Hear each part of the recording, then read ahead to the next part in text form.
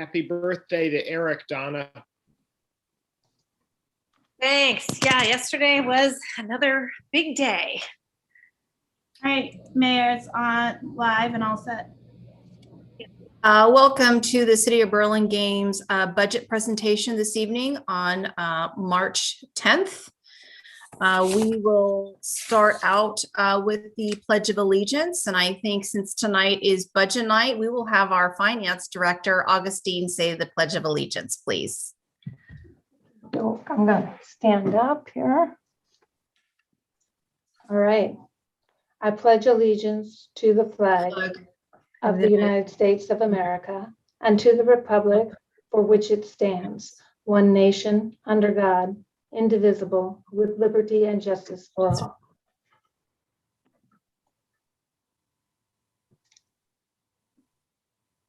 Thank you, Director Augustine. Megan, can we have roll call, please? Councilmember Beach. Here. Councilmember Coulson. Here. Councilmember Brownrigg. Present. Vice Mayor Ortiz. Vice Mayor Ortiz. Unmute yourself. Good evening. How are you? I lost my tardiness. No. Mayor O'Brien. Here. Before we go into public comments, Megan, would you like to go over the rules for Zoom, please? Sure, there's a few different ways you can comment tonight during the meeting. You can either email me at publiccomment@burlingame.org.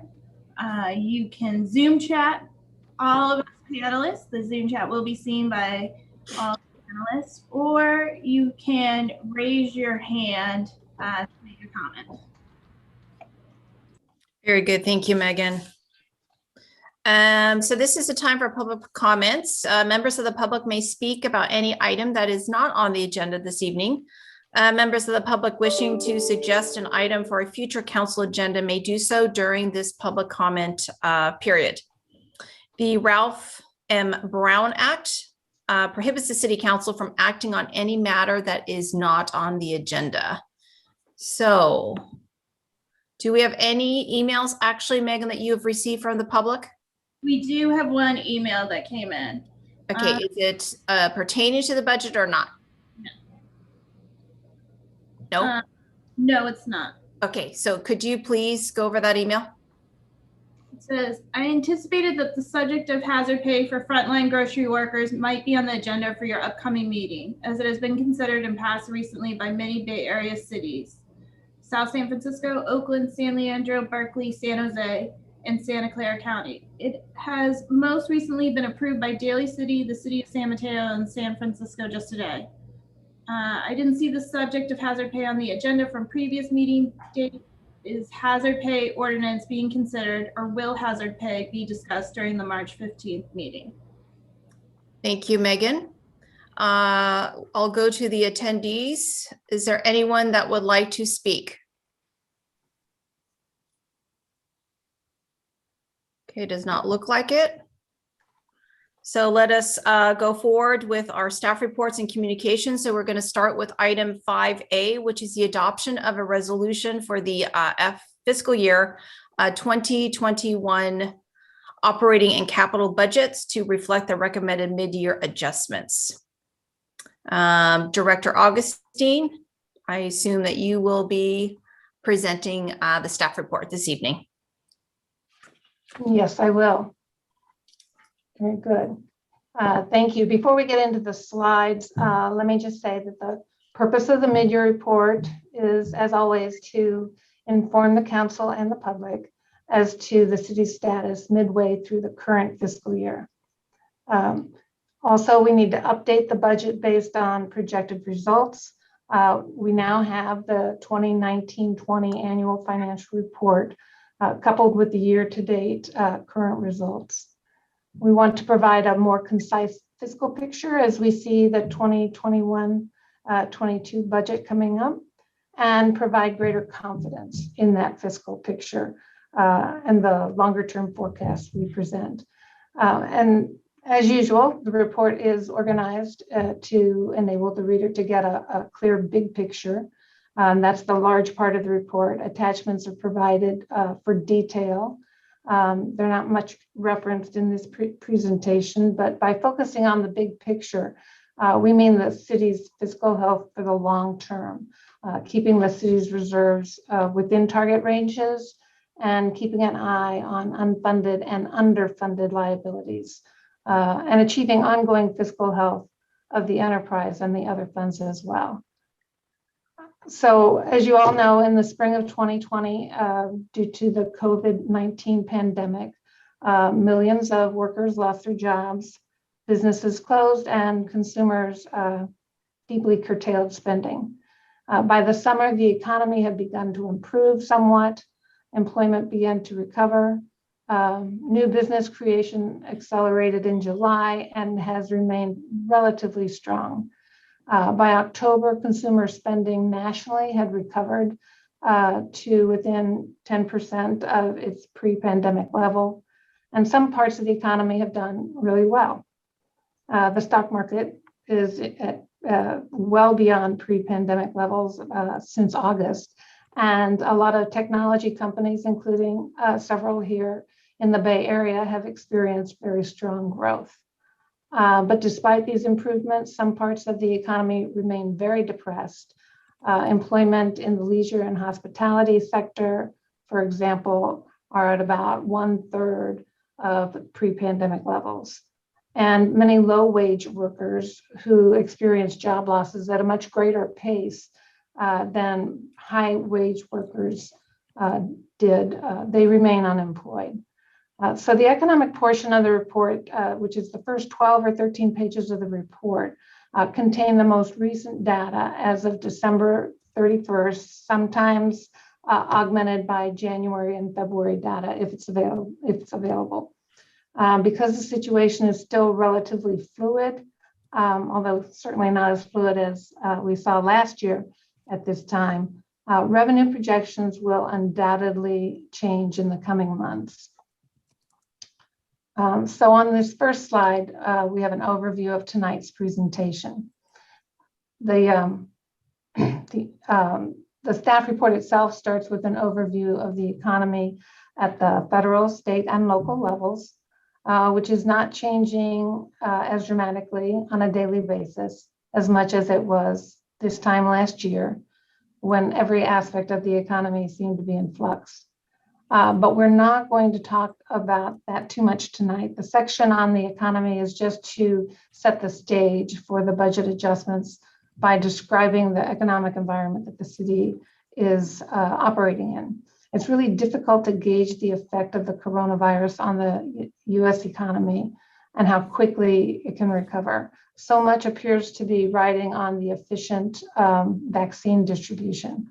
The economy going forward impacts all of the forecasts in this report for the remainder of the fiscal year and definitely for the 5-year forecast. That being said, we'll start the presentation by taking a look at what the budget strategies we employed in developing the current year, the 2021 adopted budget. And then we'll review how the city's revenues are faring and the 2021 budget changes that are proposed. For revenues. Expenditure changes are fairly few, but we'll talk about those as well. And the latest picture of the general fund reserve balance. We'll probably pause for questions then, and then we'll take a look at the 5-year forecast. This slide can help if you want to follow along in the staff report. The general fund revenue and expenditure projections are on pages 17 and 18. Anticipated changes in the general fund balance are on page 20 and 22, followed by other funds. The pandemic has really affected every aspect of the city's operations, but we are going to be focusing on the general fund tonight. And then the rest of the report is a lot of discussion about the 5-year forecasts, starting on page 30. As always, the mid-year report is augmented by a separate attachment A for general fund revenues and attachment B for a little bit more detail on general fund expenditures. The actual 5-year forecast is summed up on one page, shown as attachment C of the staff report. And all the changes to fiscal year 2021 budgets are summed up in the mid-year budget resolution, which is attached to as an exhibit to the staff report. The first 10 or so slides tonight will provide information on the mid-year analysis and recommended adjustments. And then before we dive into the 5-year forecast, a lot of the slides in the second part of the presentation are provided just for your reference. We'll go through those pretty quickly, but it might help, particularly for some of the charts that are presented here, if they're not large enough to see, to go to the staff report. A lot of the graphs in this presentation are in the staff report. So on the next slide, we'll start by talking about almost a year ago, when we were developing the current year budget. There was a lot of uncertainty how deep the pandemic induced recession would go and how long it would last.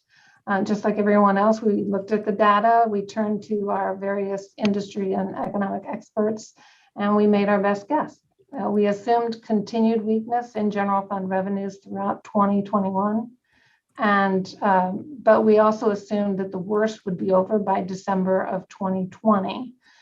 And although that hasn't happened, some of our projections were not too far off. Our strategy was to maintain city services while minimizing the draw from general fund reserves to the extent possible. The bullet points on this slide are taken from the 2021 adopted budget presentation. This strategy was most evident in 3 areas. Reduce the transfer to capital projects fund for identified capital projects by $6.3 million last year.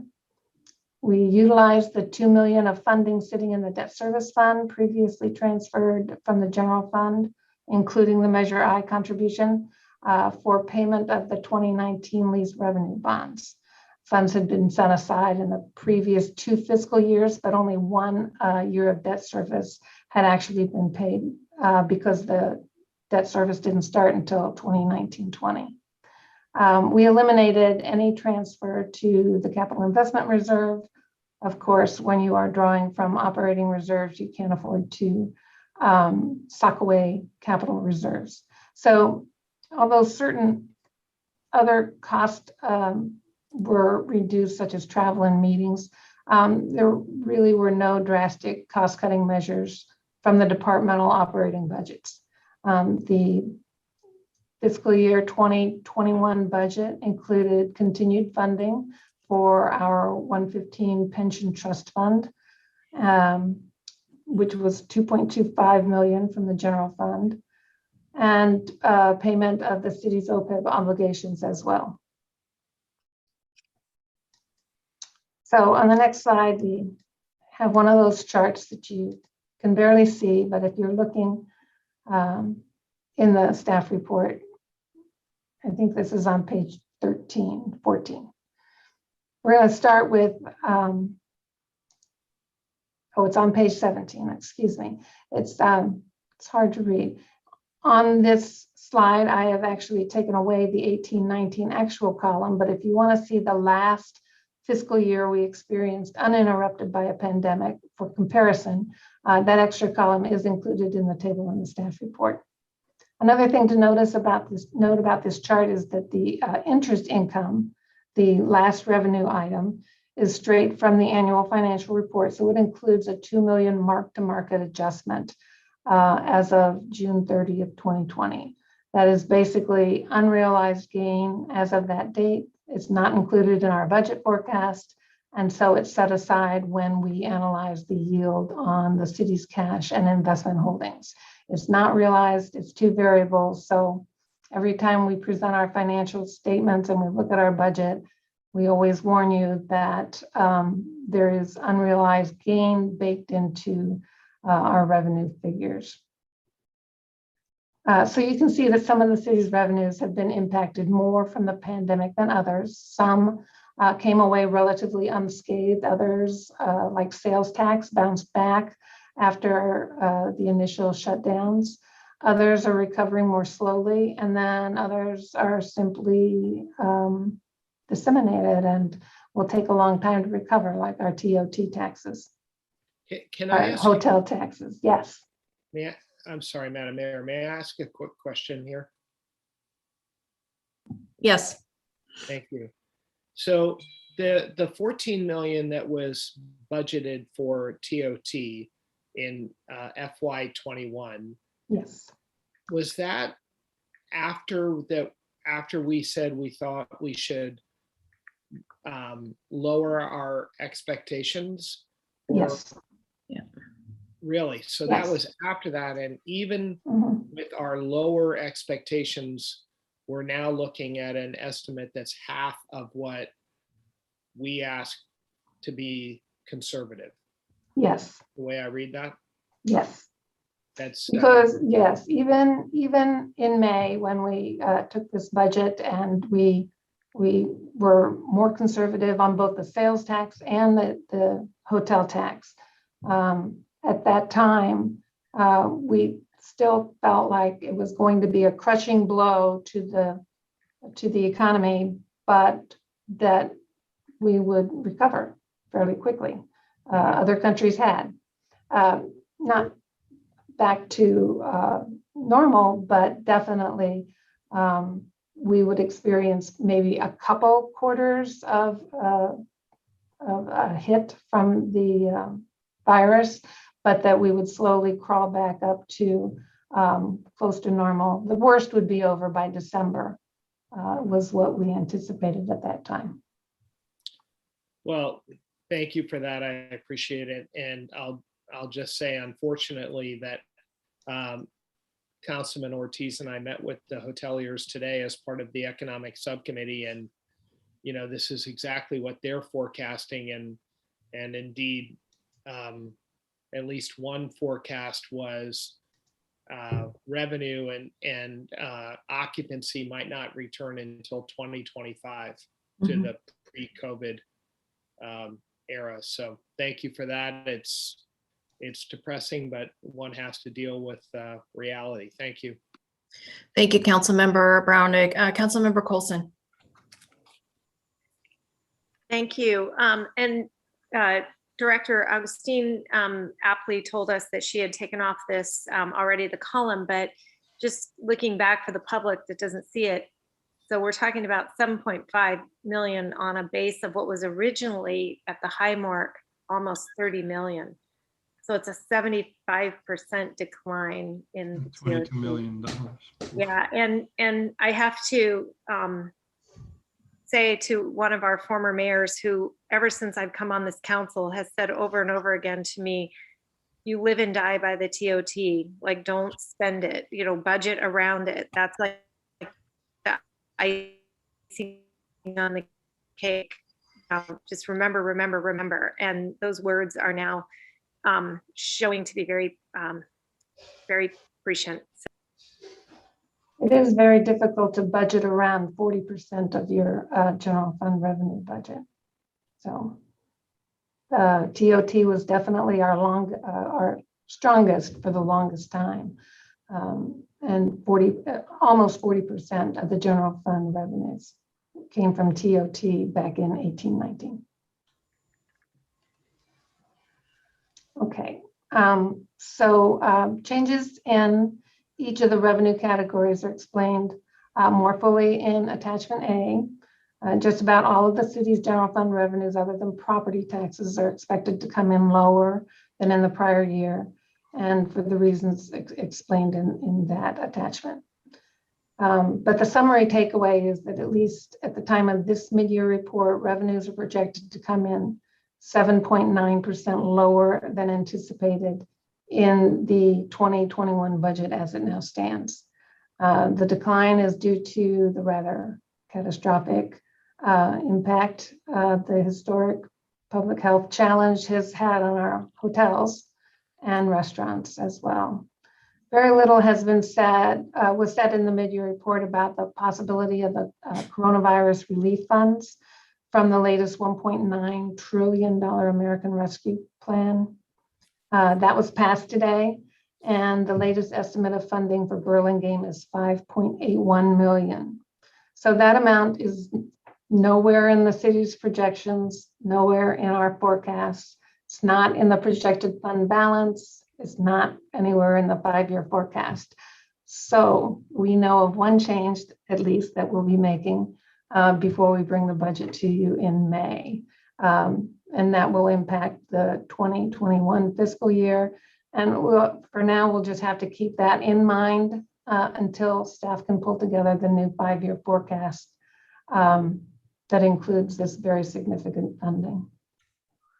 So, Carol, my question then on that is, because we did get, I think we all got a email from Congresswoman Spears' office today in regards to the breakdown of that funding. So will that then be in May on how that's utilized? We will include it in our revenues. Okay, so it's just included in the revenues. Okay. Yes, yeah, we will include it in the 2021 revenues, which of course will flow into our projections for our general fund fund balance. Very good. Thank you. Okay, on the next slide, as you know, the 3 revenue sources, property tax, sales tax, and TOT make up nearly 82% of the city's general fund revenues. So we always talk about the big 3. We're covering a large part of the revenue picture in the general fund. In projecting property taxes, Burlingame saw a fairly incredible 11.5% increase in assessed roll value last year. And we believe that was largely from the Burlingame Point project being completed in that year, the prior year. And because the roll is established in the prior year, much of the increase was anticipated in the original budget. In fact, property taxes were less than 0.5% off from the adjusted budget last year. Once the amount refunded from the county's ERAF account is known, we usually get pretty close on this projection. It's usually the largest mid-year adjustment. This year, we made that adjustment, but we also had an offsetting adjustment to vehicle in lieu fees. We had a shortfall that was significant countywide. This happened last year as well, but it wasn't as significant. This year, the county just had fewer non-basic aid school districts than in the past year. And since the state pays the VLF from the property taxes from non-basic aid school district, we had a shortfall. It was 69.5 million countywide, and Burlingame's portion of that is almost $1 million. So it ended up being about a $700,000 adjustment for the vehicle in lieu shortfall. It's all tied up in very complex ERAF calculations. The county is working with the state controller's office to try and rectify this situation, because it's going to become the norm rather than the exception for other counties going forward. And they'll try and get a rider to the 21-22 budget to try and recoup that shortfall. And when that happens, we will get it back. But right now, there really is no legislative fix for what happens when there's not enough money in the county ERAF fund to pay the vehicle in lieu tax amount. Carol, I just see Councilmember Brownrigg's hand raised. Thank you, Madam Mayor. I just want to add some color. Again, Councilman Ortiz and I were in the economic subcommittee meeting this morning, and one of the things that was striking to me was that our, or maybe it was in the Chamber of Commerce meeting, but that our local real estate experts were saying how strong Burlingame remained for home buyers. This is to the property tax question. And I just, we don't get it all that often, but I just want to put a pat on the back for everyone on council and in our city, that our city remains a place where people want to live and people want to come here, and they want to be here, whether it's for the schools or the downtown or whatever. And not to get on a soapbox, but we're doing a good job, and the reason you can be confident of that is because people want to keep living here. So notwithstanding the big downturn, home prices remain robust, and what the realtors were telling us is, there remain many interested parties for the homes that are for sale. So I just thought I would share that at this point in the property tax question. Thank you. I've gone into a lot of detail regarding property taxes, but that's basically all we're going to say about that. They've remained relatively solid, except for these technical calculations that dictate the county's allocations. For the next two, sales tax and TOT, we'll give more attention to them. They've been the most reactive to the pandemic environment, the most economically sensitive sources of the city's revenues. So we'll go into a little bit more detail on these.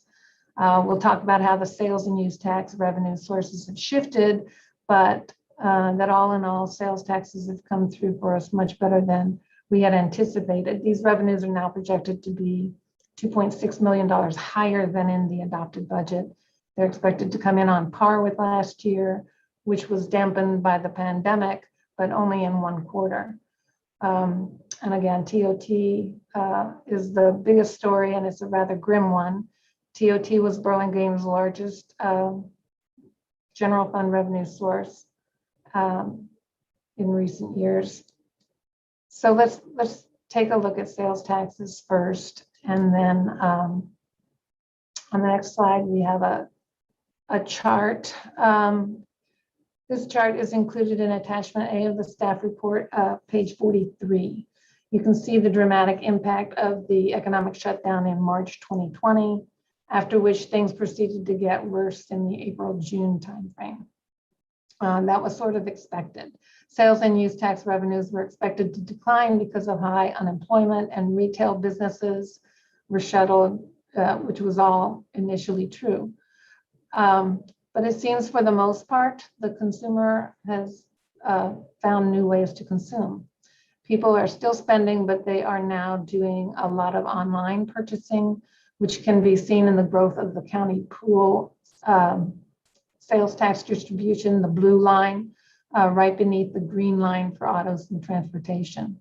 You can see how that has become our second highest source of sales tax revenue by far.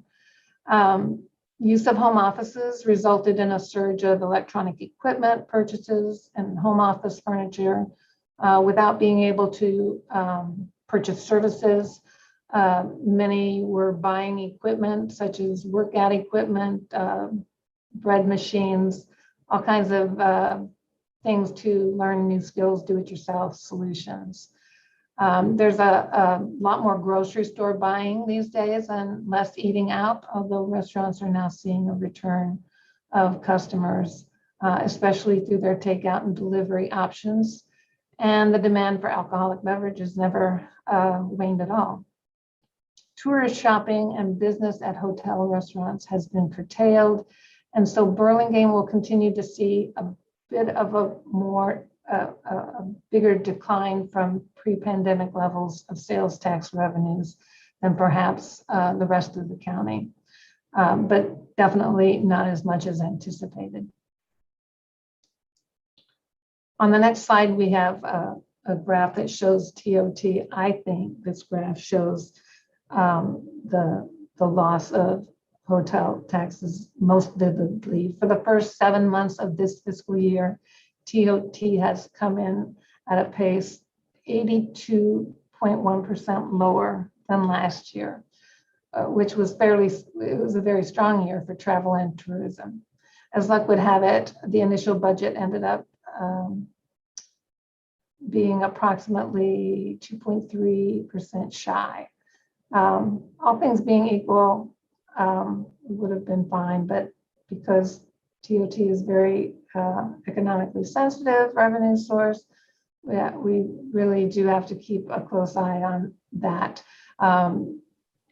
Again, where we used to get 2-point-something million a month in TOT, we are now getting less than $500,000 a month in this revenue source.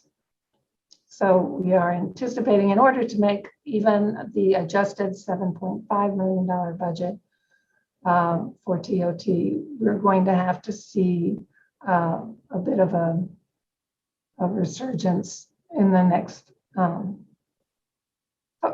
or 5 months. So in summary, on the next slide, we have the pandemic changes and the revenues that we are asking to make this evening. Before Carol, you go on to that slide, Councilmember Brownrick. Again, thank you, Madam Mayor. Just to share, because we had this meeting this morning.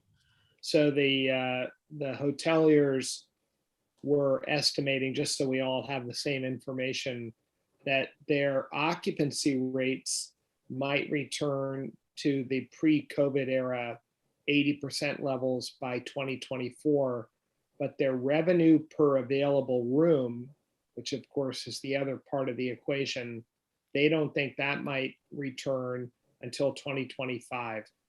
So the hoteliers are taking a very conservative view about when revenue might return. And really, if you want to ask, when does it return to the pre-COVID era, their current estimate as given to us this morning was 2025. And that conservative projection, I believe, is reflected in our 5-year forecast. Thank you, Carol. For this year, we are reducing the line item by $6.5 million. Again, at 82% decline for the first, I guess, 8 months of the year. We do have February figures in. We're looking for a mild recovery in the next 4 months in order to hit the projected 7.5 million. And I do have some comparison figures here to illustrate the change in hotel revenues for Burlingame's 12 hotels. Comparing July 2019 through January 2020 with July 20 through January 2021, the total last year was 16.7 million. This year it's just under 3 million. Occupancy back then was 88.4%.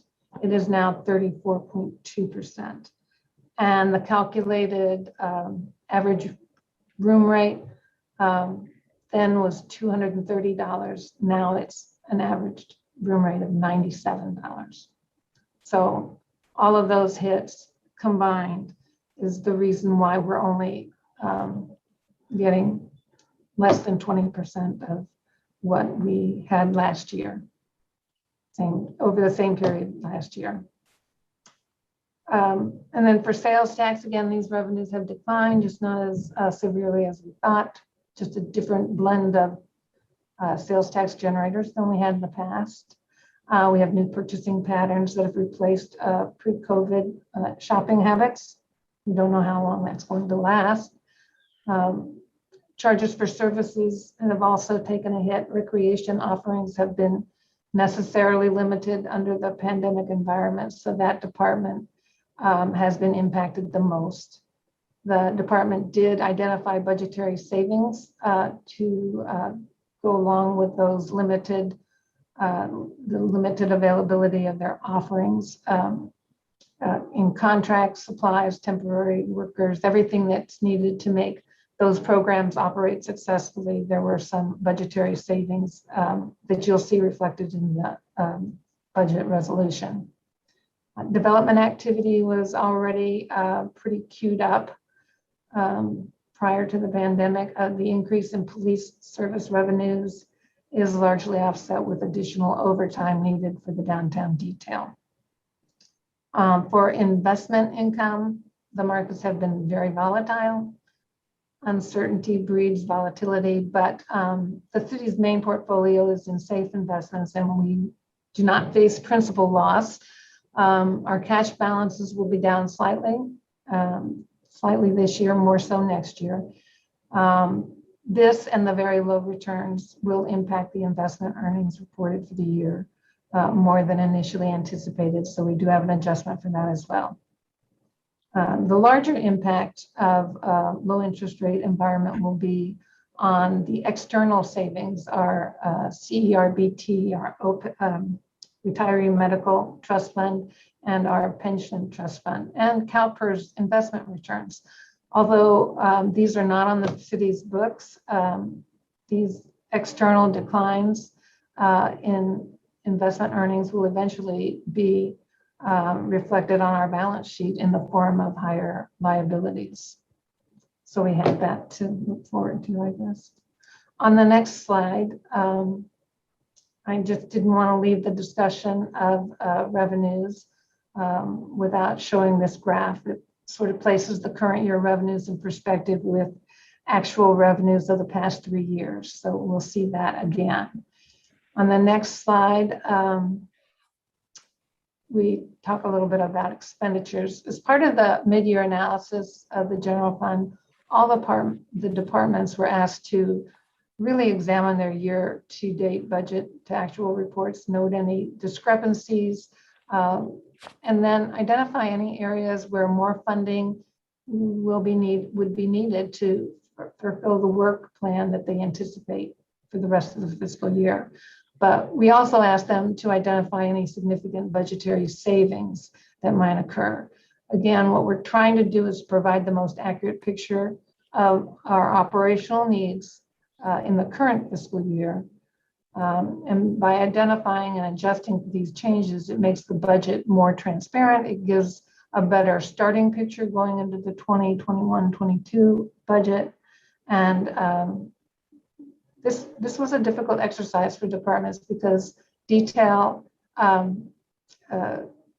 for the whole year was just recently available for the first half of the year. So we're seeing a decrease in part-time wages of $617,000.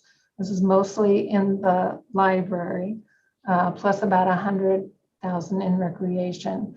If you go to the attachment B on expenditures, it is by department. So it takes a little bit of a different take than I'm presenting here. But in summary, we also show a decrease in health insurance premiums that were overestimated. That will save $302,000 in expenditures. The increase in police department overtime, as explained in the staff report. This is for the downtown detail for which the city is fully reimbursed. And then there's a decrease in contractual services. Recreation had $791,000 decrease because they don't use a lot of those contractual services that were in the budget when their programs are curtailed so much. And then an additional $150,000 increase for parklet materials that was identified earlier. So there really aren't too many expenditure adjustments made this year other than these. There are some small unanticipated expenses. They were largely offset by savings from other departmental expense line items. Others simply were made to meet operational needs of the departments. And all of the items are discussed in the attachment B. In addition, there were 2 small transfers, changes in general fund transfers out from capital to the capital projects fund included in the proposed adjustments. And so those will also be reflected in the new general fund summary. On the next slide, I did the same thing for expenditures as we did for revenues, just to show the changes from year over year. doesn't look like there is a lot of change, but these orange bars represent three things: departmental expenditures, transfers out for capital projects, identified capital projects, and the transfer for debt service. No other transfers are included, so there's no transfers to the pension trust fund or the capital investment reserve. They haven't changed much in the past 4 years. The biggest change is in the current fiscal year. And it doesn't look like a large decrease, but remember, you're looking at the budget figure. It's being compared to the past 3 years' actual figures. So we will have budgetary savings. In 1920, last year, we had $5.8 million in budgetary savings. Also note that in order to alleviate the need to draw down more on the reserves, again, that transfers out to the capital projects fund were decreased by 6.3 million. And we did use the 2 million that was already in the debt service fund to pay the debt service for the community center bonds for this 1 year. So the expenditure budget was rather artificially decreased this year through those one-time strategies. But like I said, it barely shows up on this chart because it is a budget number as compared to actual numbers. On the next slide, we throw it all together into the general fund operating summary. Councilmember Coulson has her hand up. Go ahead.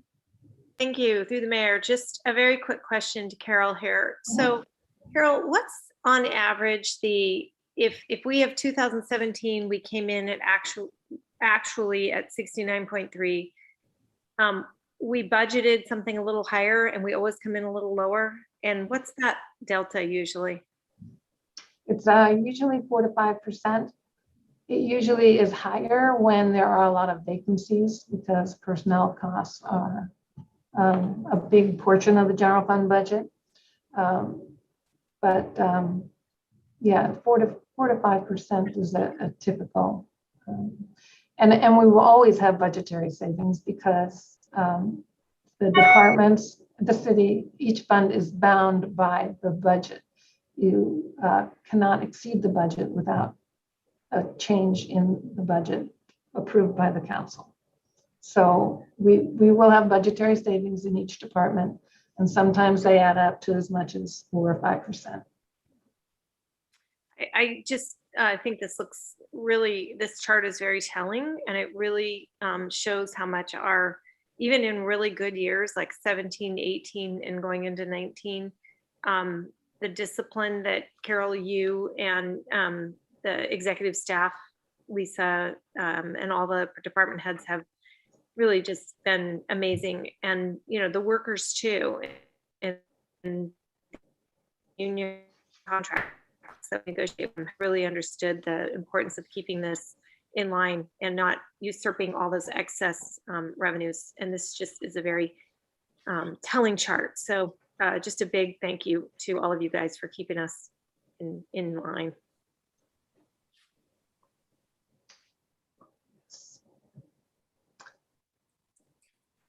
Okay, the next chart, yes, is the general fund operating summary. It's on page 20 of the staff report. In the original budget, we anticipated a budgetary deficit of 5.2 million. Subsequent to that, we received 372,000, almost 372,000 from the coronavirus relief fund, along with some other budget adjustments. The current budget shows a deficit of just under 5 million.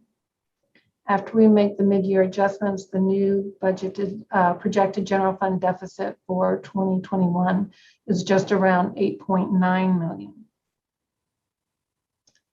So with revenues down nearly 5 million, and we've identified slightly over 1 million in net general fund expenditure savings, the operating deficit is 3.9 million, worse than the near 5 million reflected in the current budget.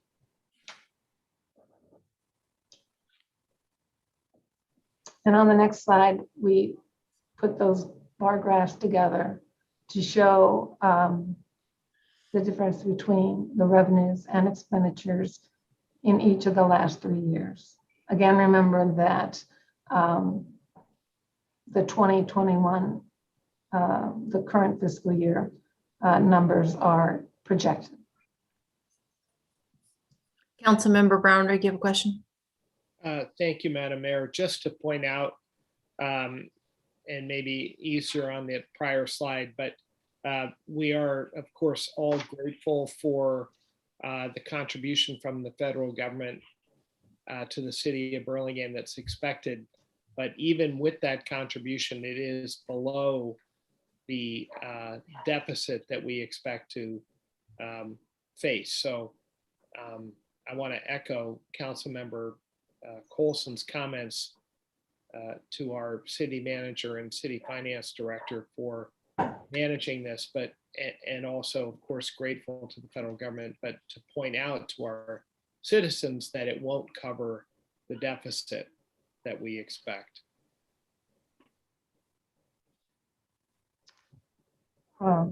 That's correct. It will not. We also will have budgetary savings that might make us even out a little bit better. But we're taking some of those budgetary savings now at the mid-year report, $1 million. We're taking right now. So that's correct. That has to be kept in mind. The additional funds from the coronavirus relief funds, also budgetary savings. Those two items need to be kept in mind as we look through the rest of these projections and into the forecast, because both of those will impact the general fund balance going forward. And speaking of the general fund balance, on the next slide, this chart on the next slide is on page 21 of the staff report. It shows the prior year actual fund balance with the new 2021 fund balance projection. It's adjusted for changes identified in the mid-year report. As we showed in the chart, the unassigned fund balance is less, despite the decrease in the economic stability reserve. We've decreased the economic stability reserve due to lower revenues in accordance with the general fund reserve policy. The 13.7 million economic stability reserve balance reflects 24% of the mid-year projected revenues. The amount of the pension trust fund is shown as restricted fund balance, not available for future appropriation by council, which doesn't mean it can't be used for pension expenses if needed in the future. But there's still an unassigned fund balance of nearly 4.7 million. That fund balance could be reduced further if the economy slows further, doesn't start recovering before the fiscal year end. It could be increased if conditions improve markedly. However, we know, again, that we do have the coronavirus relief funds coming. We will have budgetary savings. And we know that the most recent estimate for the coronavirus relief funds, again, is 5.8 million. The budgetary savings will not be known until well past the adoption of the budget. In the past, the council's been very comfortable with an unassigned fund balance of 9 to 10 million. To have that available for opportunities to invest in the city as they occur. But use of these funds instead of reducing the economic stability reserve below amounts outlined in the general fund reserve policy is a very reasonable approach for keeping the city's finances as stable as possible through economic downturns. And also we should note the balance in the pension trust fund held by PARS had a balance of 17.2 million as of January 31st. It's important to remember that this is a very flexible vehicle. And and that's probably why we chose it a few years ago. If the funds are needed at any time, they can be used to pay the city's required employee contribution to CalPERS, which is running 7.5 million per year at this point. So even though the chart shows 13.1 million, PARS has had an excellent run in the investment portfolio, and it's as of January 31st, that is 17.2 million strong. On the next slide, we talk a little bit about other funds. Staff analyzed other funds as well. And even though this report really emphasizes the general fund, we always analyze the other funds as well. The pandemic impacted all the funds. The discussion starts on page 23 of the report. It seems like every fund has a story to tell. But the reason we make sure we do this analysis is to ensure the long-term fiscal health of each of the funds. It's important that they stand alone. They generate revenue sufficient for their own activities with no current or future reliance on general fund tax dollars. The general fund should not be put in a position of serving as a backup to other funds. As in past years, there's a proposed adjustment in the funds with significant cash holdings for the increase for a decrease in interest earnings. The difficulty is that yields on investments vary and the cash balances of the various funds change month to month. But the proposed adjustments are based on last year's results and this year's portfolio and the current fund balance in each account. But because last year, as of December 31st, the aggregate portfolio was earning 2.22%, and now this year they're earning 1.25. So we wanted to do not too terribly significant. I mean, we anticipated low interest earnings and we anticipated lower cash holdings, but we did want to make that adjustment in interest earnings to all the funds. We actually only had minor changes in the capital projects fund. Neither of them had to do with the parking fund, so I'm sorry, that's a mistake. We had two minor adjustments to the capital projects fund. Adjustments to the gas tax funds were also fairly small. The water and sewer funds have had quite a ride through the pandemic, but we are adjusting their revenues downward, but they appear to be quite manageable. The building division was very active this year, and revenues will be about $1 million higher than initially anticipated. To offset that slightly, they have an increase in contractual services, which the extra activity required, and that will necessitate a $350,000 increase in that budget. Revenue projections for the parking fees for the current year will be adequate, but there's been a diminished demand for downtown parking permits, largely for the employees that work in the downtown areas. That will necessitate a downward adjustment of $150,000. That's a 50% reduction in those parking permits, which is disappointing because staff worked really hard to make those available online. And then we had a very brief discussion in the staff report about the city's internal service funds, starting on page 29, I believe. Although we don't mess with the current year internal service fund allocations that affect every department and every fund, the increased spending in the internal service funds do indicate increases in operating expenses to the departments going forward. So we have to pay attention to those. This year, we're going to have fairly significant increases in the internal service funds. So that will show up in 21, 22. And no mention was made of the storm drain changes. We didn't have any storm drain fund change recommendations. The council should be aware that staff is working on a fourth and final storm drain bond issuance for later this year. We're trying to take advantage of the low interest rate environment and coupled with the refinancing of the 2012 series, we should have an issuance of around 10 million for storm drain. I'm just going to interrupt.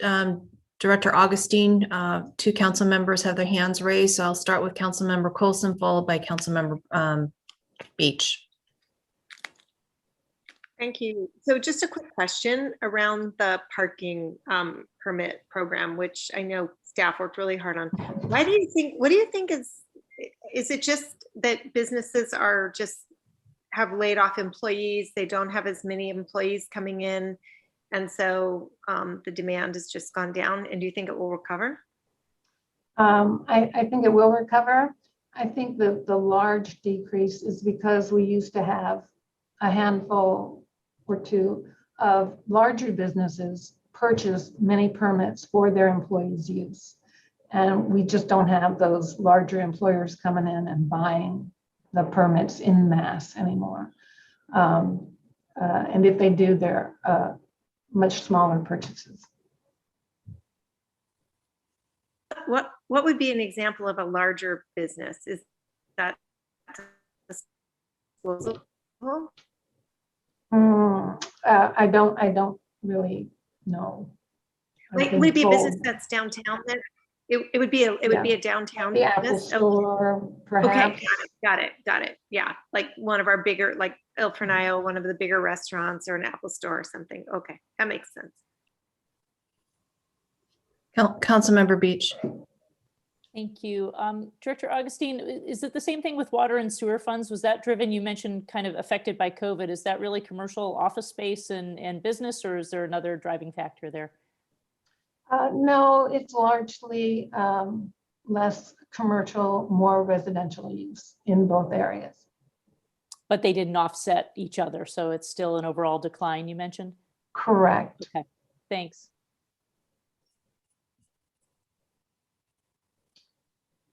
So on the next slide, the staff report brushed up again on unfunded needs. We always want to keep the funding of capital projects and other long-term needs in mind when we talk about fiscal sustainability. The city has separate funding for now of storm drain capital projects. We have separate bond financing for a large piece of the community center. So we try to establish funding before we launch into large projects, but we do have a number of big dollar amount projects in our future other than city facility and infrastructure replacements that the city has prioritized. And the enormity of some of these projects gives us pause, even though the city will only be funding a very small portion of the project, such as the Broadway grade separation project, and the effort that will need to be directed to the Burlingame Sea change. We will need to have some matching funds to get those projects successfully completed. The results of the current year general fund operations shows limited unassigned fund balance remaining for operational needs that the council would like to see addressed. However, although there's so many capital projects that will need funding in the near future, the city is also working on reducing retiree medical and pension liabilities. So there's a lot to keep in mind when we discuss the 5-year forecast. So that's about it for the current year. On the next slide, we'll just go straight to next steps. If there's any questions or direction you'd like to give us for the current fiscal year adjustments before we go to the 5-year forecast, maybe we can approve the resolution that allows us to make those budgetary revisions. Thank you, Director Augustine. I will call upon Councilmember Brownrigg before we go into potential motion. Thank you. Thank you, Madam Mayor, and I'm happy to make a motion to approve the amended adopted budget. But I just wanted to say, I grew up with my grandfather, who was a very talented investor. And he told me since I was a small person that anybody looks like a genius when the market is moving up and to the right. And the talent is shown when things are going down. And I just want to say personally how much I appreciate Director Augustine for managing this budget, for our city manager, Lisa Goldman, for managing this budget. When the shit hit the fan, you'll forgive me for saying so. That is when talent rises to the surface in the financial world. And you guys have done a great job. And I'd like to think that we have done a good job also in counseling our staff to be conservative in this downturn. I think all of us as council members a year ago said, let's plan for the worst and hope for the best and not the reverse. But I really just want to say as a finance person how much I appreciate, especially Director Augustine, managing this budget in a very difficult time. And I've been in your shoes and it's hard. And I just wanted to say thank you for that. So thank you, Madam Mayor, for allowing me that comment. It comes from my own, my own scar tissue in the past. Probably others on this council have the same experience, but I just wanted to acknowledge that this is the hard times for somebody who's responsible for finance. And thank you, Carol, for the work you've been doing. I have a lot of help. I have a good staff. And we've always received really good direction from the council. Vice Mayor Ortiz. Thank you, Madam Mayor. And I just want to tag on to something that Councilmember Colson said earlier. When I started, I had the counseling from former Mayor Baylock and a few others that about TOT and the volatility of TOT. So in my mind, I was expecting, I was always had in the back of my mind that one day it could drop 10, 20, 30. Never 3/4 of the whole TOT gone in 1 year, just as we did. So even the things that we did, because we all expected that volatility because we were being conservative, this is just devastating. And this decrease in TOT and the decrease in our overall revenues is just very, very difficult. And I want to echo what Councilmember Brownrigg said in thanking staff for taking steps to address it and looking back at some of the things that you did and that we all did. I'm very thankful that we were very conservative, and I think that we will get through this. It's going to be painful in the next couple of years, but we have to, I hope that this is a lesson that we can pass on to our successors to remind them that this can happen. And it happened in 9/11, it happened now again. And it's important that we don't spend every penny that comes in and that we learn how to put it aside. I think we're proving that right now. And we felt like a bunch of ninnies for a little while. They're putting so much money in pensions and in this and in that. And I think we've been validated. But thank you, Carol. Thank you, the rest of the staff, for everything. Thank you, Vice Mayor. I just want to echo that you've done a phenomenal job, Director Augustine. I have been through the recession as a mayor and now through COVID as a mayor, and have really seen these downturns. And I would like to, thank my colleagues back in 2009, 10, 11, and my colleagues now for being conservative financially, because we are actually, one of the cities that is, is going through a tough time like everyone else, but I think we are at least prepared to go through this tough time, and we'll recover through this tough time. So thank you again, Director Augustine. And, this kind of comes back to what I said earlier in the year, that we this year are going to focus on the basics. This is not a year for us to be spending money on projects. And so I hope we continue, to do that this year, and it will be a slow recovery, but I think we will definitely get there. And, hopefully, our businesses will survive through this also. And as I remember, former 5-time Mayor Rosalie O'Mahony, she was always the one that said to me, remember the TOT. And we have done so, but we have also been good in having open minds in regards to potential other uses in addition to our TOT and, our sales tax, because that's the only way we're going to survive, is that we need to have that diversity. All right, on that note, Councilmember Brownrigg made the motion to adopt. So do I have a second? I will second it. So motion made by Councilmember Brownrigg, seconded by Mayor O'Brien. Can we have a voice roll call? This is the motion just for the budget changes, not the 5-year. Yeah, it's not the 5-year. Okay, good, because it's written as all together, but. No, I'm doing it separately.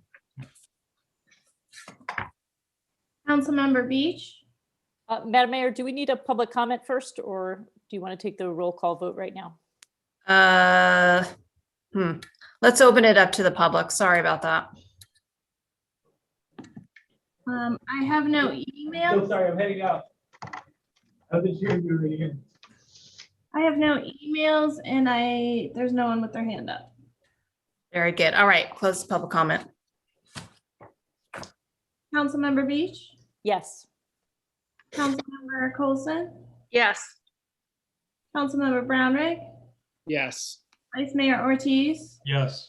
Mayor O'Brien. Yes. All right, so motion passes, and we have just approved the adoption of the resolution amending the fiscal year 2021 operating budget. Thank you. So we'll move on to the next.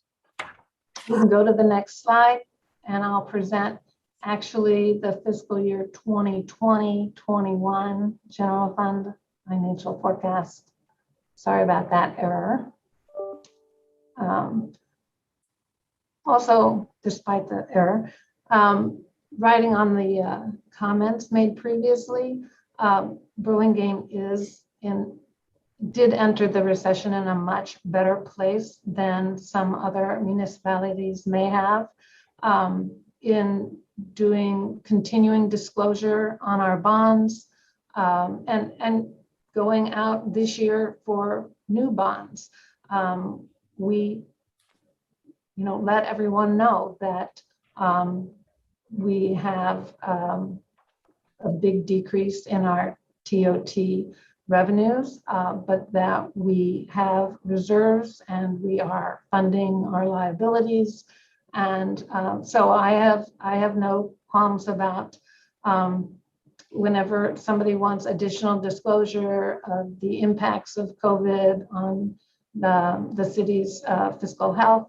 I can respond in the affirmative that, as you said, as the mayor said, we will get through this, and it's because we are fairly well prepared. It is a devastating decrease to our revenues, but we are fairly prepared for it as much as possible.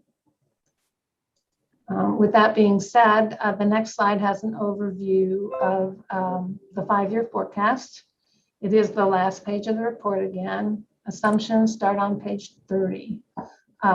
We won't go over the economic conditions much, but know that they do play into our revenue forecasts. In particular, we'll review the city's top revenues with our projections for the next 5 years, and then the expenditures.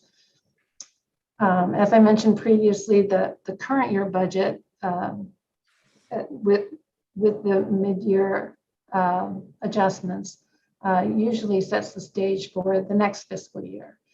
Typically, the 21-22 column shown in the 5-year forecast would be the most accurate of all other years, but that's probably, it wasn't the case last year, and it's not a given this year either.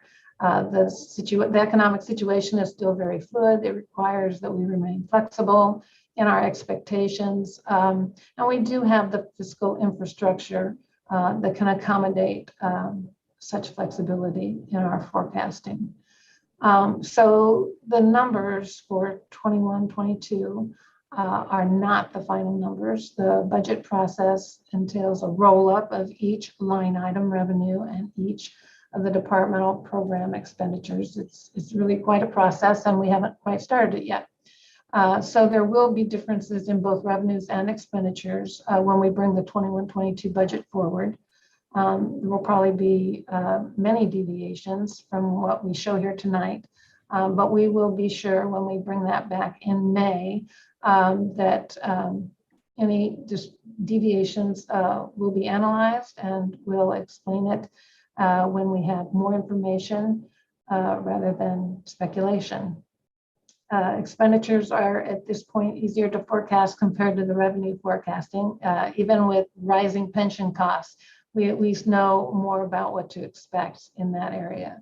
The status of the city's post-employment benefit funding, OPEB and pension both, is usually reviewed and tweaked if necessary in the fall. So we won't spend a whole lot of time on those either, although personnel costs are a big portion of the general fund expenditure budget. So on the next slide, there are some economic indicators, and some of these are reflected in the first part of the staff report, which was used to supply some economic context to Burlingame's fiscal forecast. The main reported drivers of economic growth are employment, home values, personal and corporate income, and construction permits. This slide provides an economist view. Actually, this is from Beacon Economics as of December 2020. All economists are saying that until we know the outcome of the current vaccination efforts in the first half of 2021, these economic indicators will continue to be fairly speculative.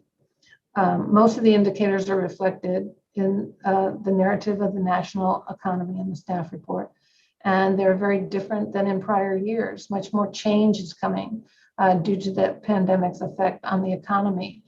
We've had over a decade of very moderate year-over-year changes until 2020 hit. The only figure that hasn't changed much is the last one, the California residential building permits. Last year, the forecast for 2021 was 124,000 new permits. The prospect for higher growth in this area appears to be fairly minimal. So that's the only one that hasn't changed much since last year. Before we go to the next slide, Director Augustine, Councilmember Brownrick has his hand raised. Thank you, Madam Mayor. So I guess I have a question, Director Augustine, whether for this slide or the last one.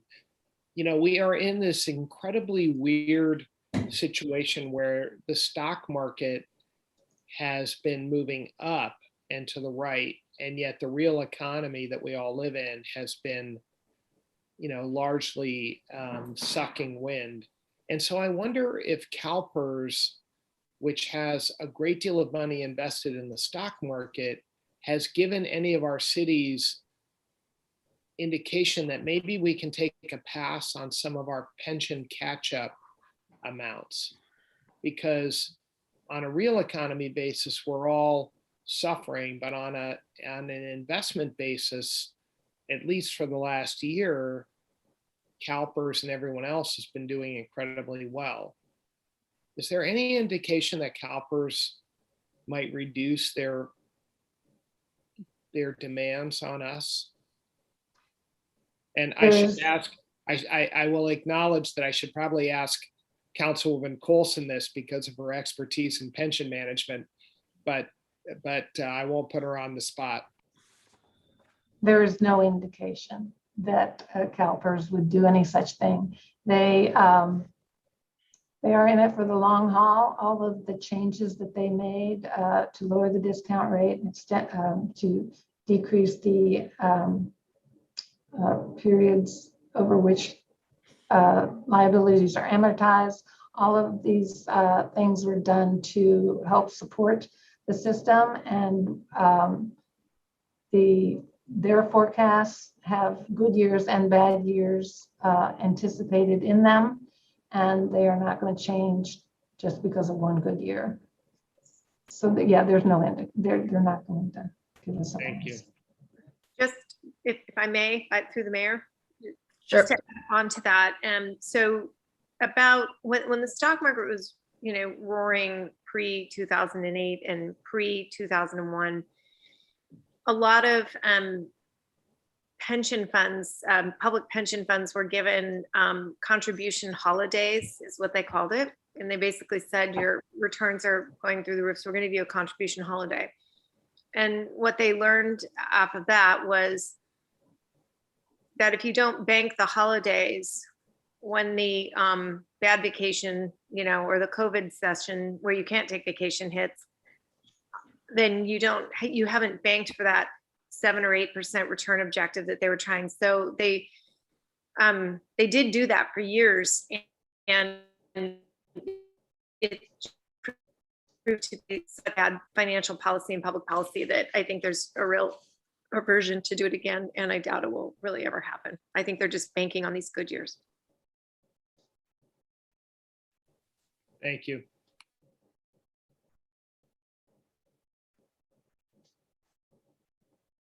Thank you. On the next slide, it shows Burlingame's revenue mix for the 2021 budget as adjusted. There are some major changes in the pie from last year.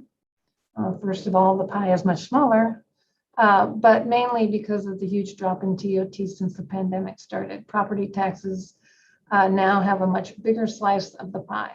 We all know what our big three general fund revenues are. They now account for 82.1% of the pie, as opposed to 83.8% of the pie last year. On the next slide, this puts it in a slightly different perspective. This is like comparing last year's revenue pie to this year's, and for the past few years, how that pie has changed. The blue is the property tax. You can see at the base, very steady growth. Orange is the sales tax. It looks relatively stable next to our gray TOT. You can see the huge decrease in the gray bar, and other revenue has also been fairly consistent. Down when the other revenues are down, up when the other revenues are up.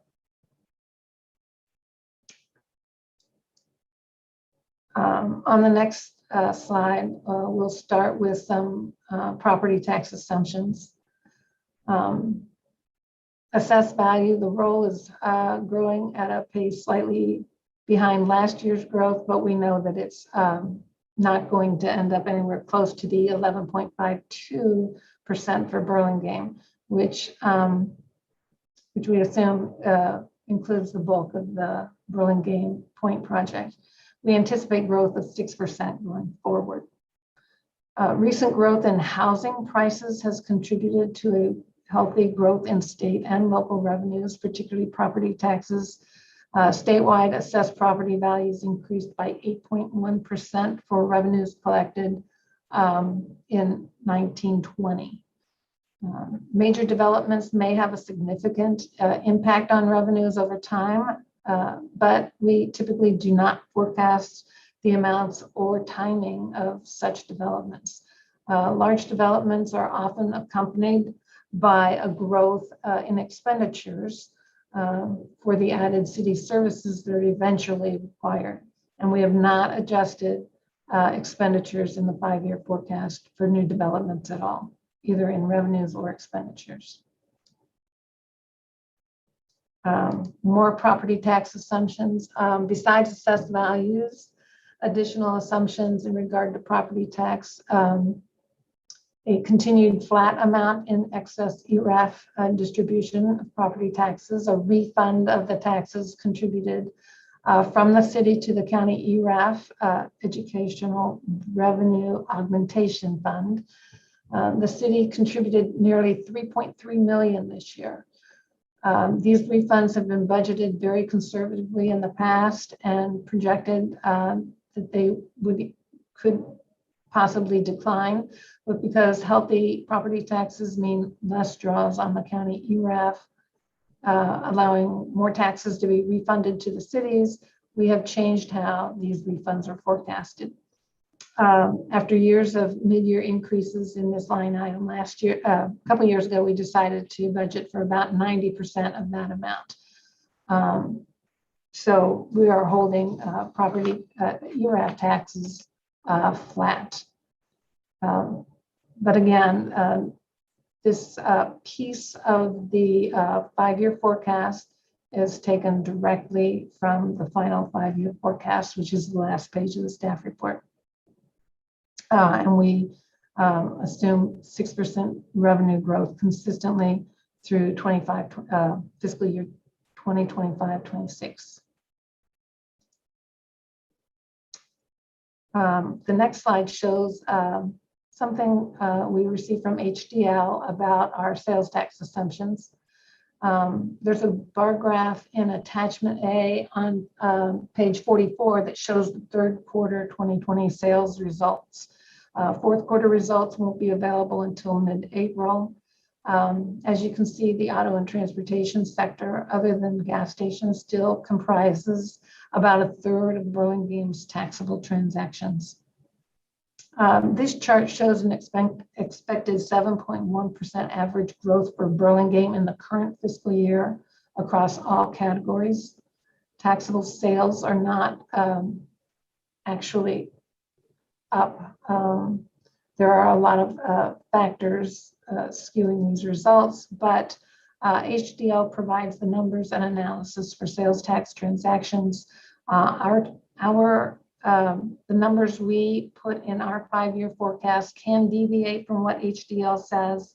For example, HDL says our revenues will grow by 0.1% in 2021, and we are estimating that they'll be down slightly. And this is because so much of our not so much of it, but a higher proportion than maybe other jurisdictions might experience. A higher proportion of our sales taxes come from tourists and the restaurant and hotel industry. So we're being a little bit more conservative there, but we are projecting a 7% increase for 21-22. On the next page, I think it talks more about the forecast going forward. We anticipate 7% in 21-22, 4% in 22-23, and then averaging 4% through 25-26, which is when we should be, our hotel should be back in line with pre-pandemic conditions. Councilmember Brownrigg, do you have a question? Thank you, Madam Mayor. I do. Director Augustine, could we go back just for a minute to the property tax forecast? Yes. So I'm interested that the 5-year forecast assumes a 6% revenue growth when by most estimates, inflation is around 3%. And so I'm curious, I actually agree with you, but I'm curious if you can just expand for a moment on why we think property taxes will grow faster than most presumed inflation. Property taxes will grow faster because the assessed roll is growing faster. And the assessed rolls have been growing faster than inflation.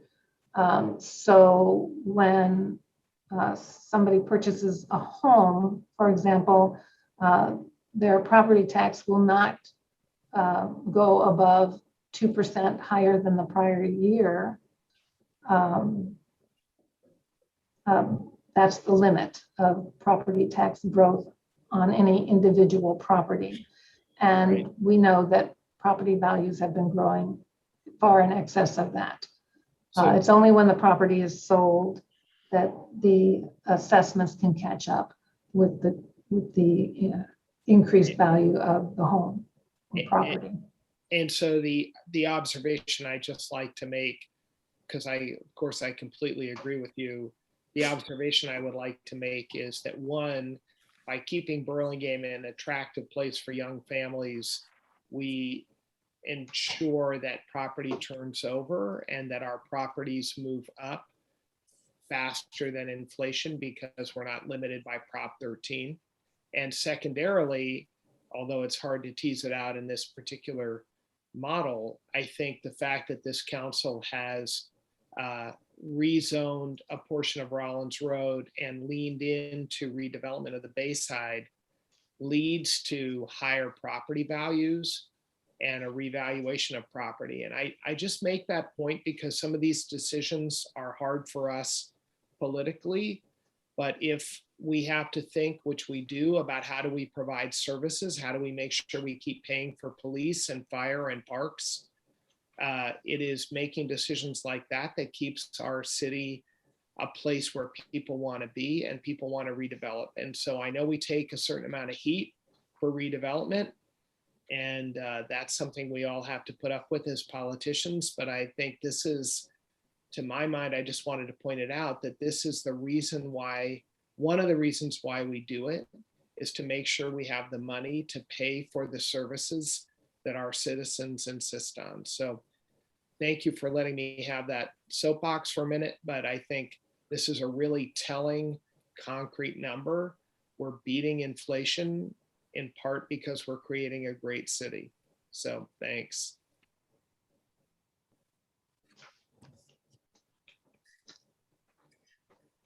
I think we're on slide 26 now. Thank you. So HDO predicts statewide sales transactions will be 2.1% in the current year and 7.5% for 21-22. After decreasing 16.9% in 19-20, the city's sales tax revenues are anticipated to decrease an additional 1.6% in the current fiscal year. That's quite different from the statewide forecast because Burlingame's industry mix is different. Our sales taxes are slightly more dependent on spending in our downtown areas and transactions generated by the area's hotels. So Burlingame's forecast provides for a 7% increase next year, and then 4%, 5%, and 3% in the outer years of the forecast.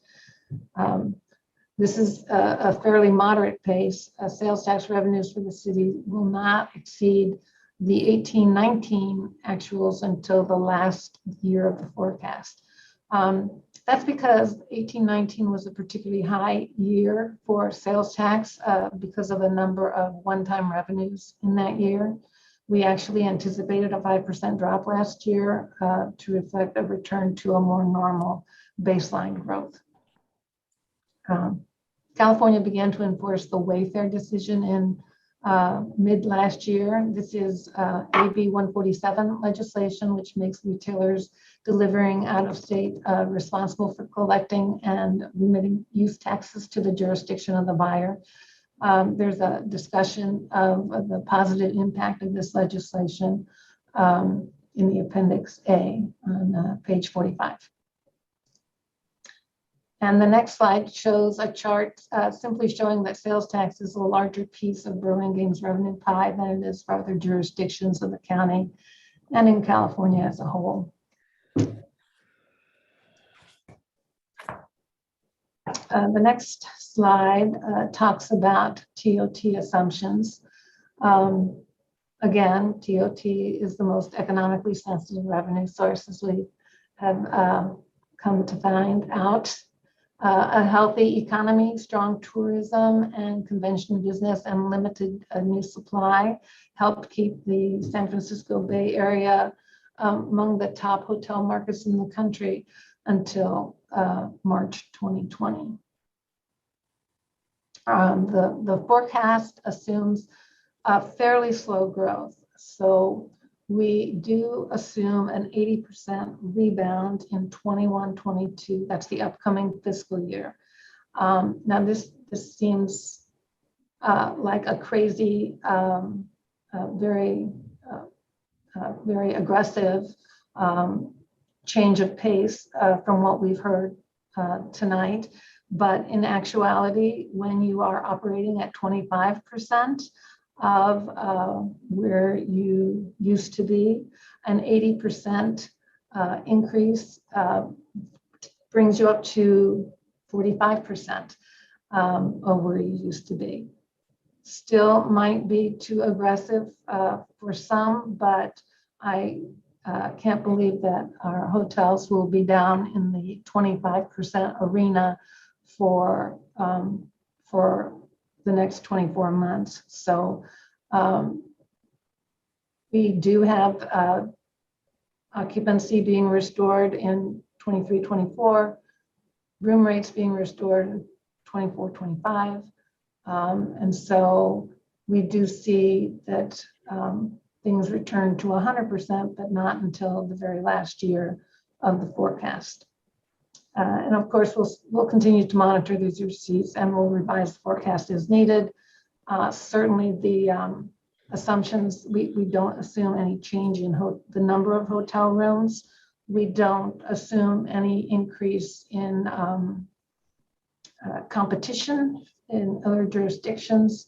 We just are looking at our current hotels, current rooms, and future rates and occupancies. On the next slide, I included this 3-year Treasury yield chart because I thought it was interesting. We've been in a low interest rate environment for quite some time. We're going to probably continue to be experiencing low yields on our investments well into the future. In the next slide shows the Treasury curve. It shows things increasing mildly. This graph is also in the staff report where we discuss the future of the investment income. We, just like we try not to rely on any one source of revenue for the city, we try not to rely on investment earnings either. That's not a very stable revenue source.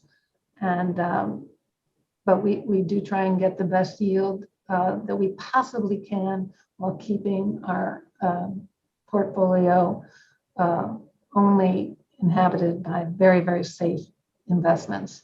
So we will never lose principal, but we are going to experience some very low rates here for the next few years. Councilmember Brownrigg.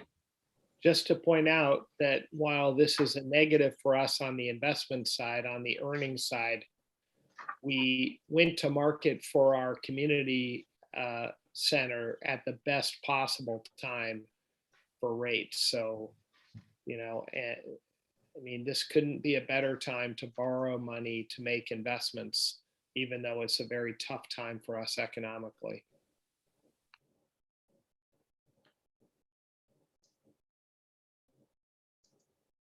Thank you. Now, on the next slide is the general fund revenue forecast. that shows played out all the assumptions that we show in the mid-year report. It highlights the fact that we have year-to-year revenue growth at different rates because each revenue source is impacted differently by the pandemic. Recall that revenues are now projected to come in 7.9% lower than anticipated in the adopted budget. We now have a new base for the 5-year forecast once we make our mid-year adjustments.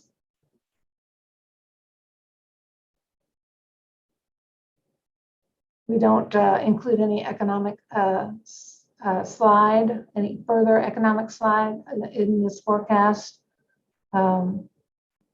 We are not including anything other than getting back to 18-19 revenues, and this is each of these items in this forecast has a different set of assumptions behind it, as discussed in the report. And then in the next slide, we show the expenditure assumptions, most important for salaries and wages. We take the current year payroll, current year MOUs.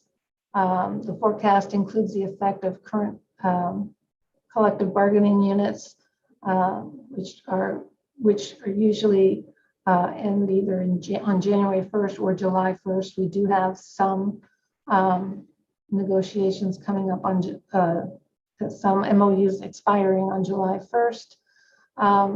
But in other words, we draw a preliminary budget for next year, assuming no changes to the number of positions in the workforce, and just based on prior year MOUs. Projecting benefits is quite different. We start with the current payroll and benefit costs, but there's actually 17 different line items of benefits to consider.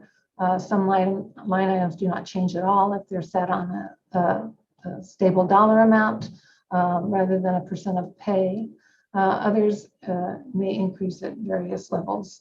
The largest portion of benefits, approximately 72%, are the result of employers' contributions to pensions and active employee health care premiums. The CalPERS pension costs are based on blended rates that are calculated by the city's along with the city's actuarial consultant. In the 5-year forecast, it looks like an average 7.5% increase for safety and a 6% average annual increase in the miscellaneous groups for the pension costs.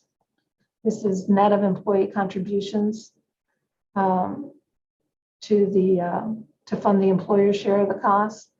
Miscellaneous employees contribute a 1.5% additional, and most of the safety pay an additional 4% towards the employer's share of the costs. Healthcare premiums are projected to go up 5% annually.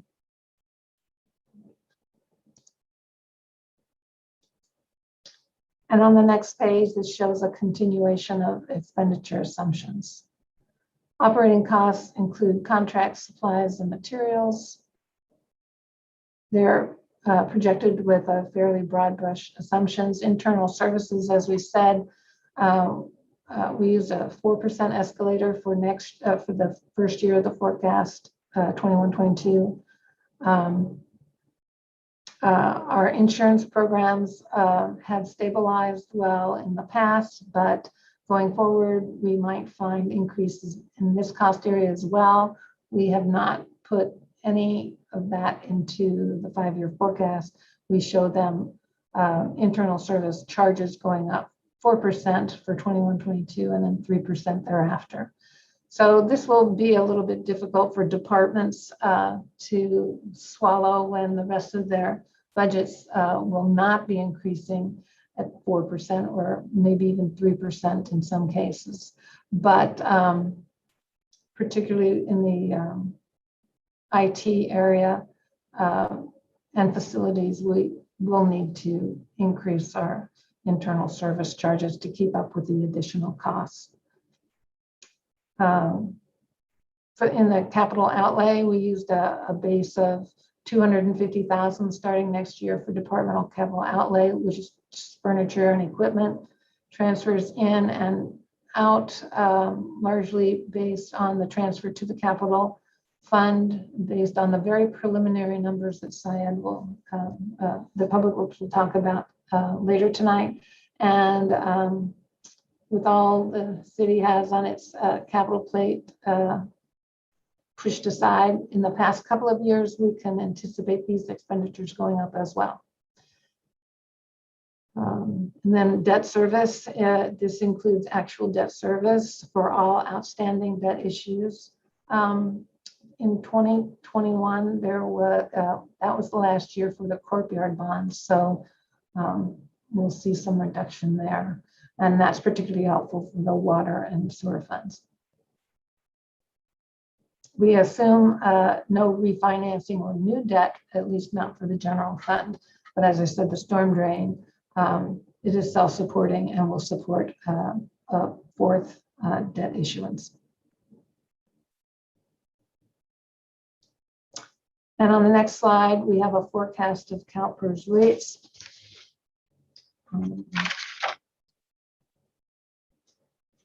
CalPERS rates are increased at the beginning of the current fiscal year and will continue to increase going forward based on past actions at CalPERS. The chart staff report estimates were prepared using a city's actuarial GovInvest and the software that they provide us each year. The miscellaneous plan cost goes up an average of 6%, I believe, annually for the next 5 years, and that's an increase of over 13% for the 7.5% increase for the safety plan. This chart, I believe, is on page 38 of the staff report. And the next slide talks about pension costs rising in general. We're not going to rehash pension costs here, but know that all of these actions taken by the CalPERS board is aimed merely at beefing up, making the entire CalPERS system more sustainable and reliable for future retirees. And the next slide reiterates employee contributions to not only their to help the city reduce pension costs, but also to healthcare. And we do note that the retiree medical program is basically a closed program to new employees. So it's a closed program, and we should be paying that off in the next 12 or so years through our CERBT trust fund. The next slide shows general fund expenditure forecast summary.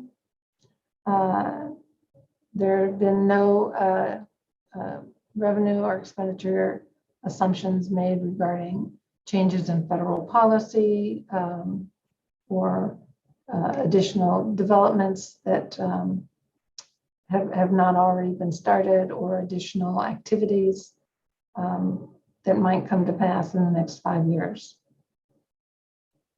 Like I say, in this year, the expenditure forecasts are a lot more stable than the revenue forecast, which is quite a turn of events. So the general fund forecast summary in total on the next slide, puts those revenues together with the expenditures. The revenues are growing faster than expenditures, also a change, but only due to the fact that revenues fell so drastically this year. And you see a deficit of 11.1 million projected for the current fiscal year. That's only because we make an adjustment to not show the 2.25 million as an increase to the general fund balance. It is separate and restricted. I would pay more attention to the change in fund balance before that adjustment, which is significant on its own, 8.9 million.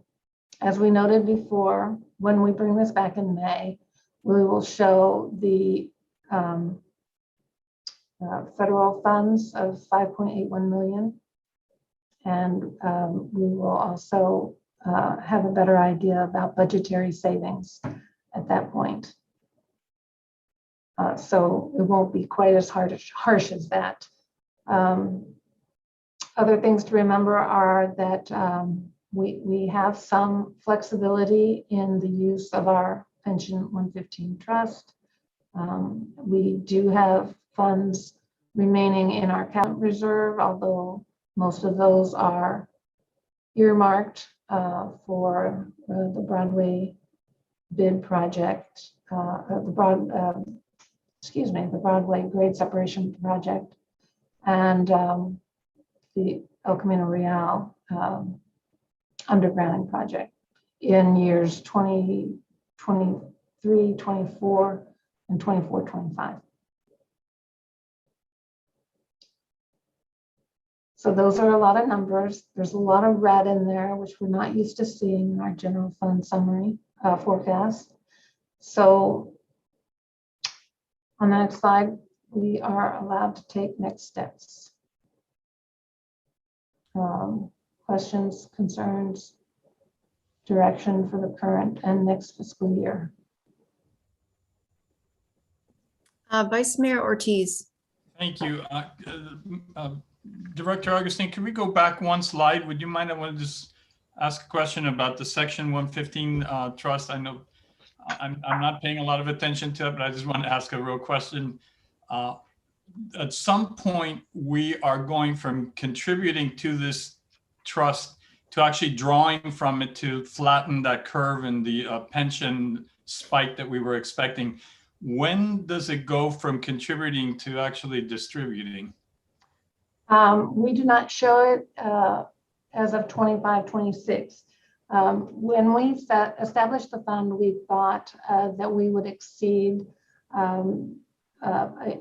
that trajectory rate, that those initially established rates, highest levels, that we would reach those in 24, 25, but we are not, we are contributing at a more, at a higher pace, but our assumptions have been reduced to 6%. And we will probably be drawing down on those in 26, 27. Excellent. Yeah, I just saw that negative 15,000. I said, okay, at some point I got to get it back. But it's actually a good thing. I mean, we're able to budget more conservatively. 6% increase is a more conservative discount rate than 7%. It might not even be 6%. So, but it's more conservative than 7. And we are, as long as we can make that investment, we should. And if we feel like we can't, it's a very flexible vehicle, and we can pay for up to $7.5 million or whatever our pension costs are at that point. So we can take that directly anytime we choose. So then the question is this expected spike going to be lower than we had projected, or is it just further out? I mean, the spike in the contributions. The spike in the required contributions, the peak will be further out. Yeah, they're going to be going up at quite a pace, but they will peak probably in 26, 27. Excellent. Okay, that's kind of what I figured. Thank you. Councilmember Coulson. Thank you very much. I'm just looking on page 60, the sort of big 5-year comprehensive budget attachment C that you've got going on here, Carol. And so I guess what I'm looking at here is that because we've had such strong reserves, sorry, my internet connection's getting unstable here. Because we've had strong reserves, the sort of worst situation that we end up with is a general fund ending balance that kind of pits out in 2022, 23, and then starts to increase. Is that correct? And so even drawing down the 11 million, the 7 million, another 7.5, and also this budget, as I know now, does not include any federal stimulus money, so we could be 5 point something better. It also does not include budgetary savings each year. Okay. And we may never see these things go red, the unassigned fund balance go red, but we probably will need to make some adjustments prior to 23, 24. But I noticed too, we still maintain our economic stability reserve at the 24%, which is 24% of the current expenses. Yes. So that number's coming down a little bit and going down and then back up because it's attached to our operating expenses. So I even though those red numbers are a little bit scary, the reason that we can have those red numbers is for years and years and years, we put aside so much money. And that's why we put it aside, to get through these hard times. And I also noticed in the forecasting that you were able to include the regular step increases as well as allowing for some future negotiations with our employees so that they could potentially have raises. Yes, I mean, we did not hold salaries and wages flat by any means. There will always be step increases, and there is some room in there for, it'll probably be split between wages and benefits. Okay, so when you say we put some money in there, that's all in negotiations. So wages, benefits, and the other costs that are going to increase. Yes. Okay. Yeah, if we can maybe make it one line item as a whole, salary and wages and benefits together for total compensation, then we're more assured that those forecasts are adequate. Realistic, yeah. Okay, great.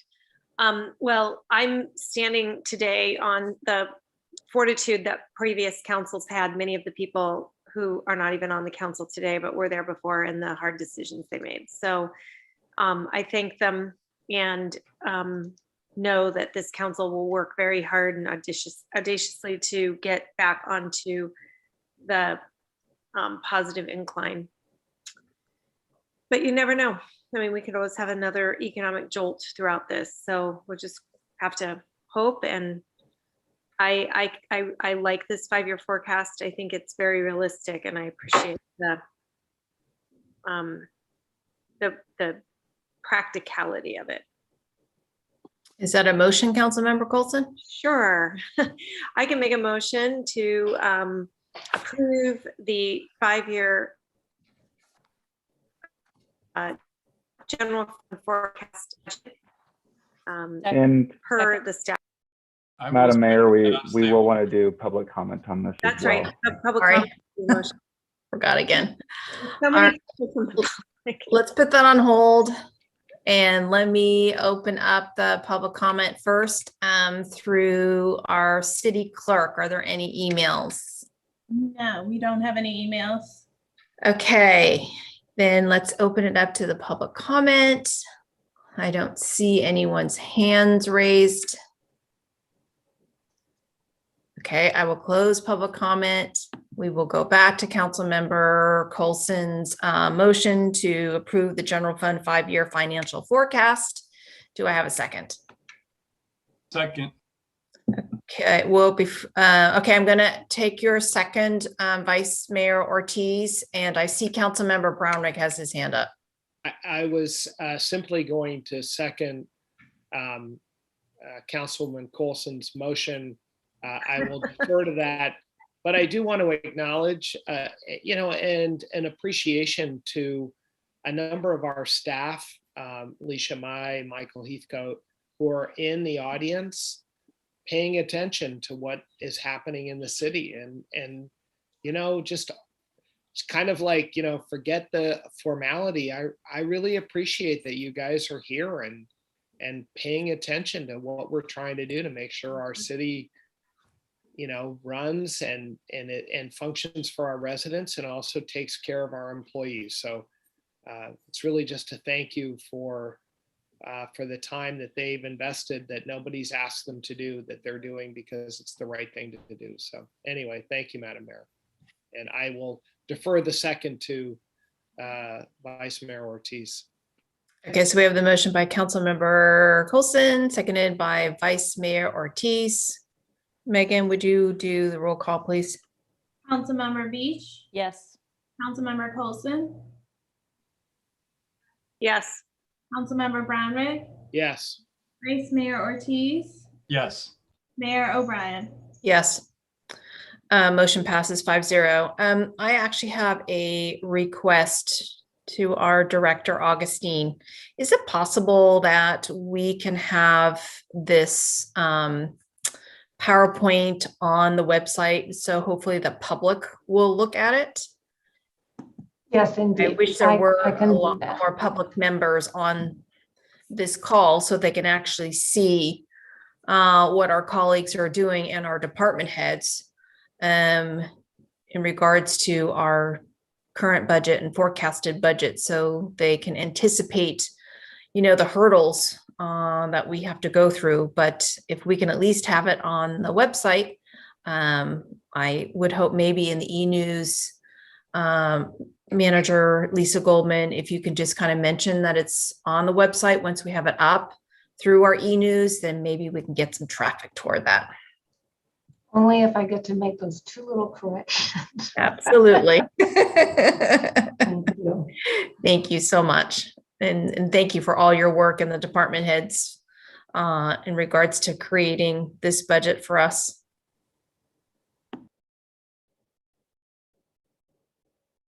We will move forward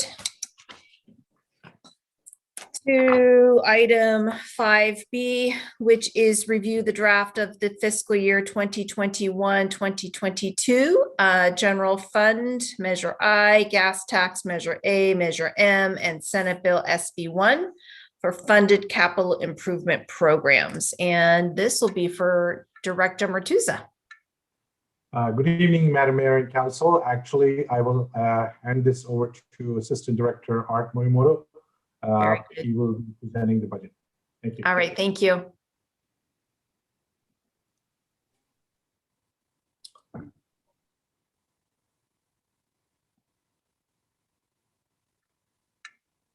So good evening, Madam Mayor and members of the council. I'll be going through the draft 21-22 CIP. Next. And this will be for projects funded by General Fund, Measure I, and the various street resurfacing funding sources. And then we'll seek council direction. Excuse me, next.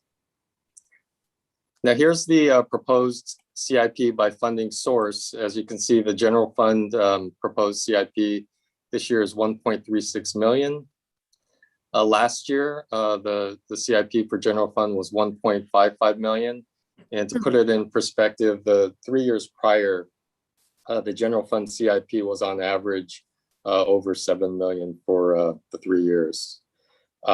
This list actually is a partial list that you typically see, and it's combined with the water, sewer, and storm CIP as part of the budget presentation that you see in May every year. Next. So here's a breakdown of the programs that are typically funded by the general fund by the programs. And just note the bike ped and traffic improvements shown here. The budget that's shown actually does also include proposed funding from Measure I and Measure A, as well as the general fund. Next. And so this shows the same program funding breakdown as the previous slide. So next, and now we'll go through kind of each program and what's proposed. For the bike ped and traffic improvements, the sidewalk and ADA improvements, this will be fully funded by Measure I again this year in the amount of 800,000. That's similar to last year. For Oak Grove Carolyn signal improvements, for this project, staff is proposing that the 650,000 that's needed to fully fund the project through construction comes from Measure A, and that's in light of the current budget situation. And this project will actually be presented to council in more detail in April. So you'll have a chance at that time to provide additional direction. The California Drive bike facility, the next project, that project did receive a grant, Measure A, Measure W grant in the amount of $800,000. So the funding request here in conjunction with the existing funds will complete the project budget. This will be used for outreach design, construction of a bike facility on California Drive from Oak Grove to Broadway. And that's pending the outcome of the outreach, unless something different results from that. And the project will also take a look at the little stretch between the roundabout and Oak Grove, just to make sure whatever's proposed from Oak Grove on is consistent with what can happen there. The Burlingame Station project, the pedestrian improvements, that was also a project that received a grant from Measure A and W. That was a $600,000 grant. So the $100,000 request here is to provide remaining funds necessary to complete the project. And for these two projects, California Drive and Burlingame Station, the design contract for both of these will be coming to council for approval at the March 15th meeting. And then the master plan, going back one, the master plan pedestrian improvements. This request will supplement existing CIP funds that we have for pedestrian improvements, and it'll begin to implement recommendations from the bike ped master plan. Staff will work with Teaspoon and BPAC in implementing these improvements. You can go next. So this is the general area where the sidewalk improvements will occur. And next.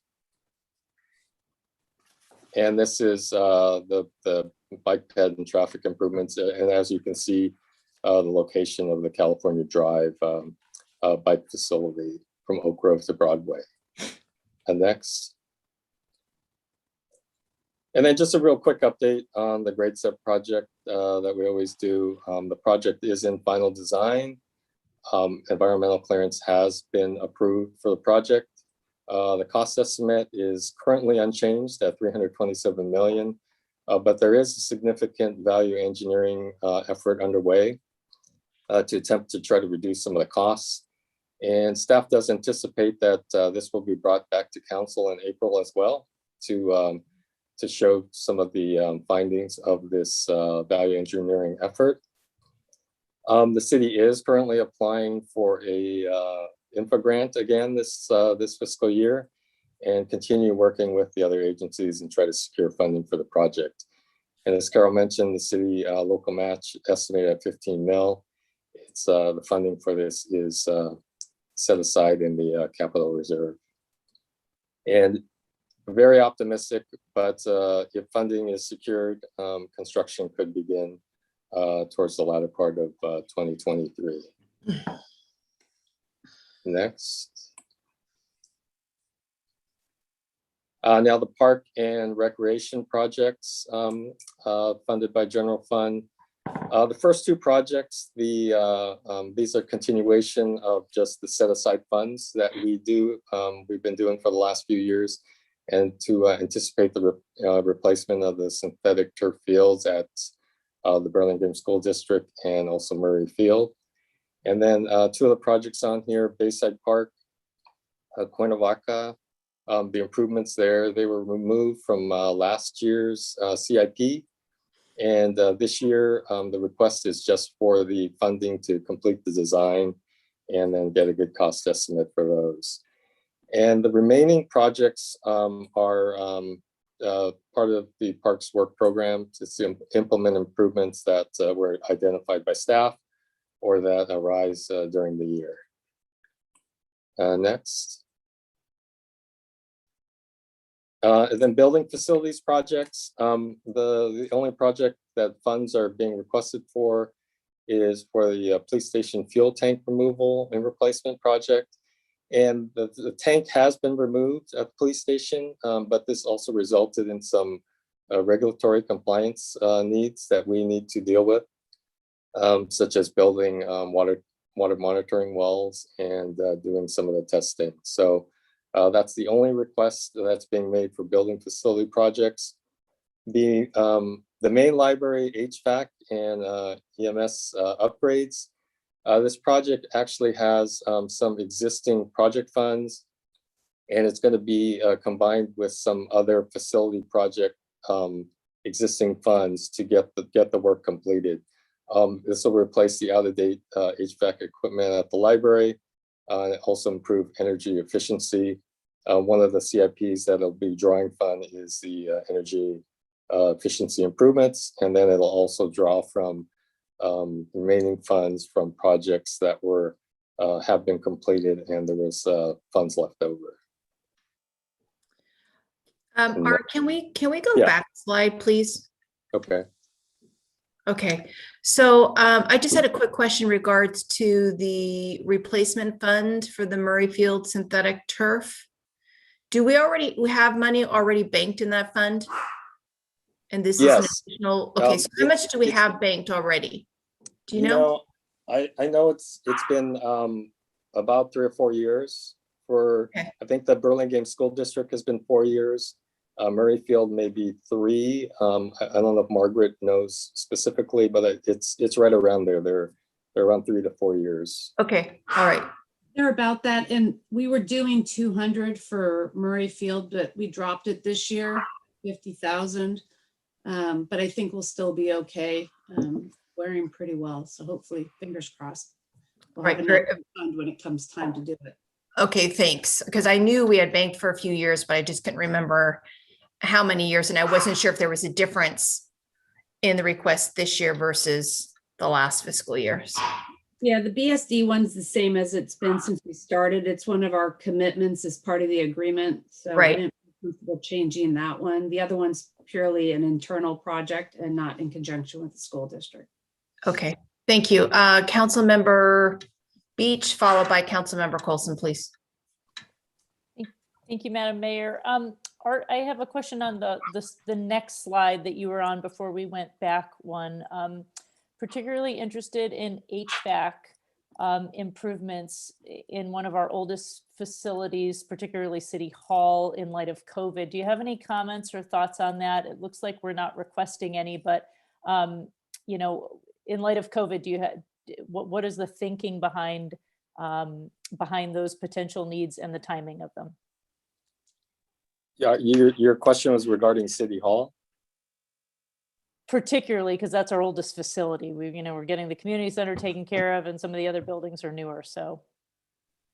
Yeah, I mean, the City Hall HVAC has not ever been on the kind of the list to improve. I think part of it is it's very difficult given the way it's set up, but it's always been thought to be redone when the City Hall eventually gets done. I guess that is something that could be looked at, but I think ultimately it's going to be cost prohibitive, but we could take a look at that.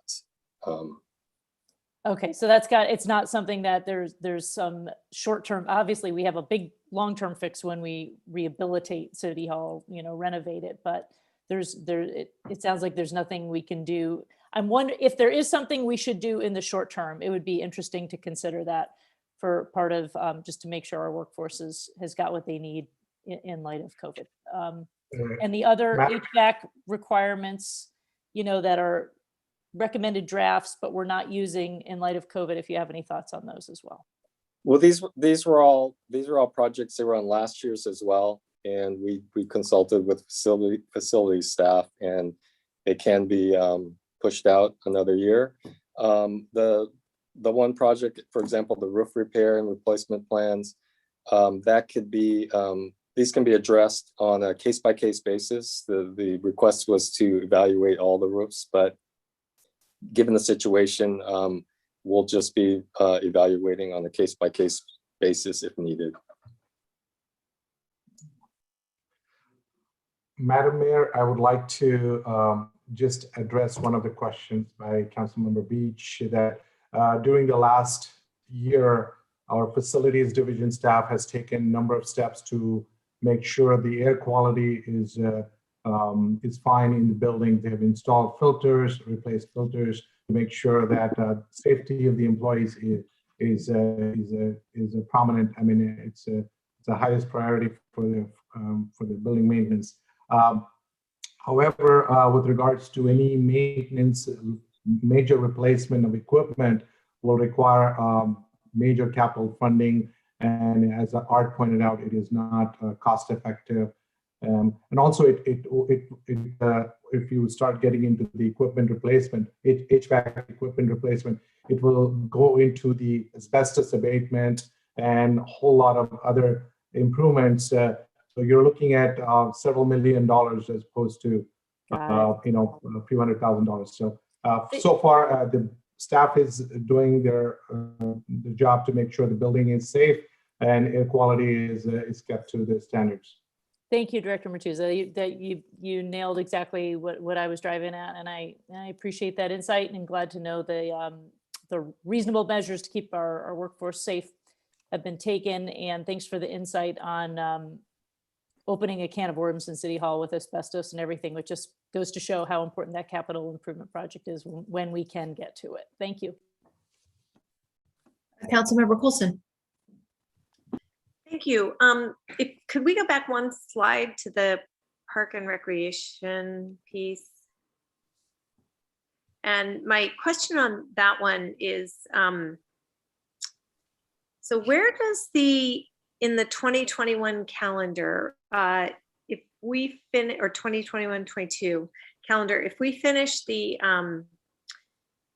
community center, then we're going to have a payment to the school district, to the SMUSHD Smushed, and for the pool, for payment of the pool. And does that come in the fall? So it's not in this budget.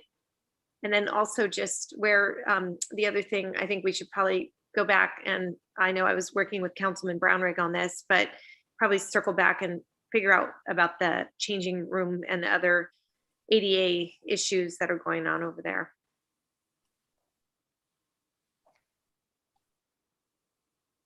I think this would be, this program presented here only talks about the capital improvements and the funding allocation or funding for contribution for the high school district. I think Margaret would be able to answer that question, or maybe Carol. Margaret, do you have any information on that? Yeah, I mean, you're correct, Councilmember Coulson, that we have an obligation to this school district for the additional payment, but I don't believe it comes out of the CIP because these are future projects that are ours. That's a financial obligation of the city based on an agreement we have with them. So I don't see that being anticipated as part of this project. I think if we were contributing to the construction of, the ADA improvements in the restrooms over there, then maybe that could be shown in here as something that would come out in the future. But the other project's been completed. But I don't know if Carol's there, or Carol might be able to answer about how finance looks at the obligation that we've already committed to.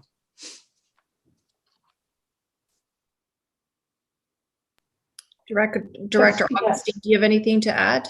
No, I mean, it's an obligation that we have committed to, and we should be able to fulfill it. And Director Augustine, does it come through in our 5-year budget planning, or? Yes. Okay. Yes, it's included. Okay, it's included there. Okay, that's perfect. So it's just tucked away in there. Great, thank you. Councilmember Brownrigg.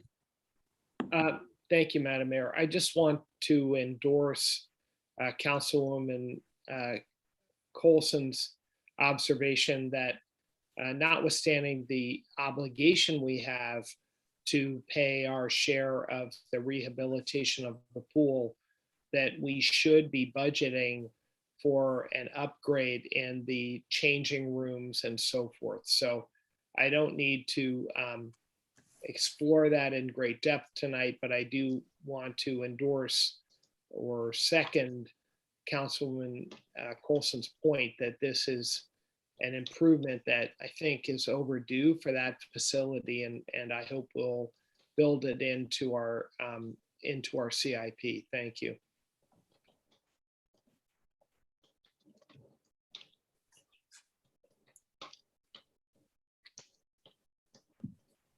Okay, if there aren't any other questions, we can move to the next slide.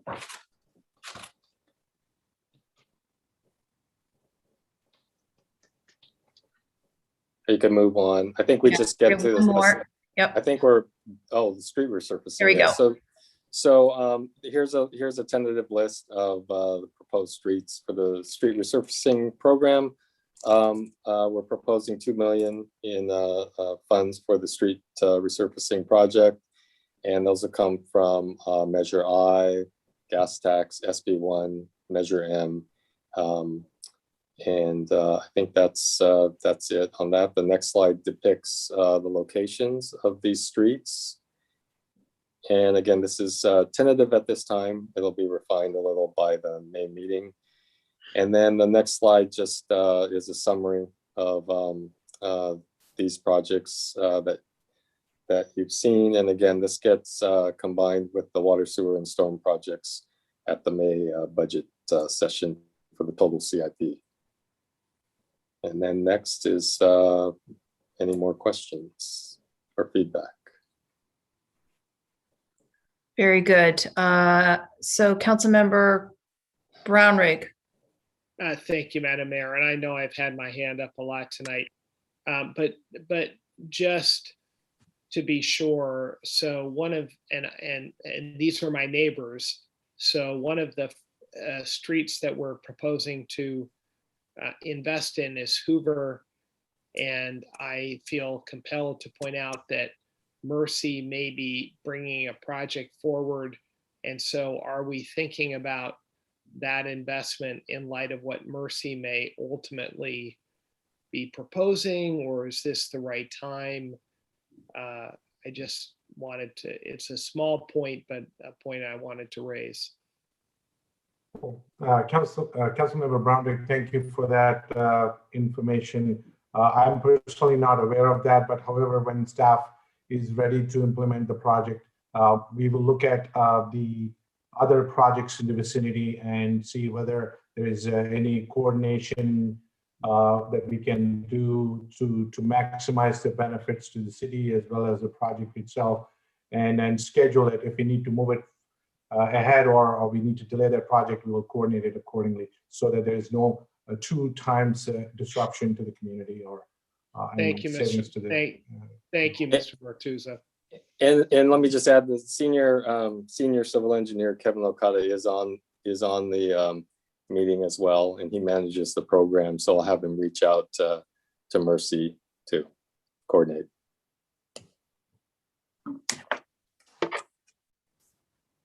Okay, I thought I saw Councilmember Beach's hand up. Was it up and you put it? Okay. Go ahead. Thank you. I must have lowered it inadvertently. I apologize. So I have one comment, one question. I'll start with my question. Maybe I should have asked this in the prior section. In my mind, I think of it as sort of a building infrastructure question. But I'd be interested if staff, as we refine the budget, or I don't know if you have any comments on this tonight. It seems under COVID, IT capacity, data security, data capacity has become even more critically important. And I know we've certainly had our hands full in the finance department with our finance finance system transition, but this might be a good time for us to think about what investments do we need in our IT facilities, if any, that are meaningful in this year's upcoming budget. I'd just be curious if staff could look at that. And then I just want to thank staff for the work on the CIP. I think there's a lot of very reasonable projects. It looks like we have really tightened our belt. I'm delighted that we've got 1.4 million in grants coming in. I'm glad we're setting aside some money, keeping our matching grant available there for the grade set project. But I think it's a very reasonable CIP. Thank you. Okay, Vice Mayor Ortiz. Thank you, Madam Mayor. I just wanted to, I thought the Councilmember Beach's comment about the ventilation was great. I thought that's a really important. I appreciate the answer. And I think it highlights something that we all kind of have to remind ourselves that we do have a lot of unfunded infrastructure needs, and that as we recover, we need to remember to set aside funds for all of these. And the biggest one is the City Hall. That is one that we can't keep ignoring. Thank you. Thank you, Vice Mayor. Before we continue on, I am going to ask our city clerk if we have any emails from the public in regards to our capital improvements. We do not. Okay. And then what I will do is I will open up to public comment. If anyone wants to raise their hand, please do so. It's all staff in the. I know, but never know. Maybe one of them wants to make a comment. They're shy. If not, I will close the public comment. And then we can go ahead. I think all of us asked questions that we wanted to ask. And if someone would like to make a motion to approve this draft capital improvements, please do so. So move, Madam Mayor. Do we have a second? Someone? Second. All right, motion made by Councilmember Beach, seconded by Councilmember Colson. City Clerk, can we have a roll call, please? Councilmember Beach, Yes. Councilmember Colson, Yes. Councilmember Brownrigg, Aye. Vice Mayor Ortiz, Aye. Mayor O'Brien. Aye. Motion passes 5-0, and I will make the same request for our capital improvement PowerPoint, if we can have that also on the website. And then if in the e-news, can we please include that link so the public can go to that at their convenience. I would like to thank all the staff and especially our finance director, Augustine, for all their endless hours in putting this budget together for us. It's going to be a tough couple years, but like I said, it's going to be a slow recovery, but I know the city of Burlingame always rises to the occasion, and we will make this all work. Would anyone like to add anything else before we adjourn? If not, good job, everyone, and have a great evening. Good night. Thank you, Madam Mayor. Good night, all. Good night. Bye-bye.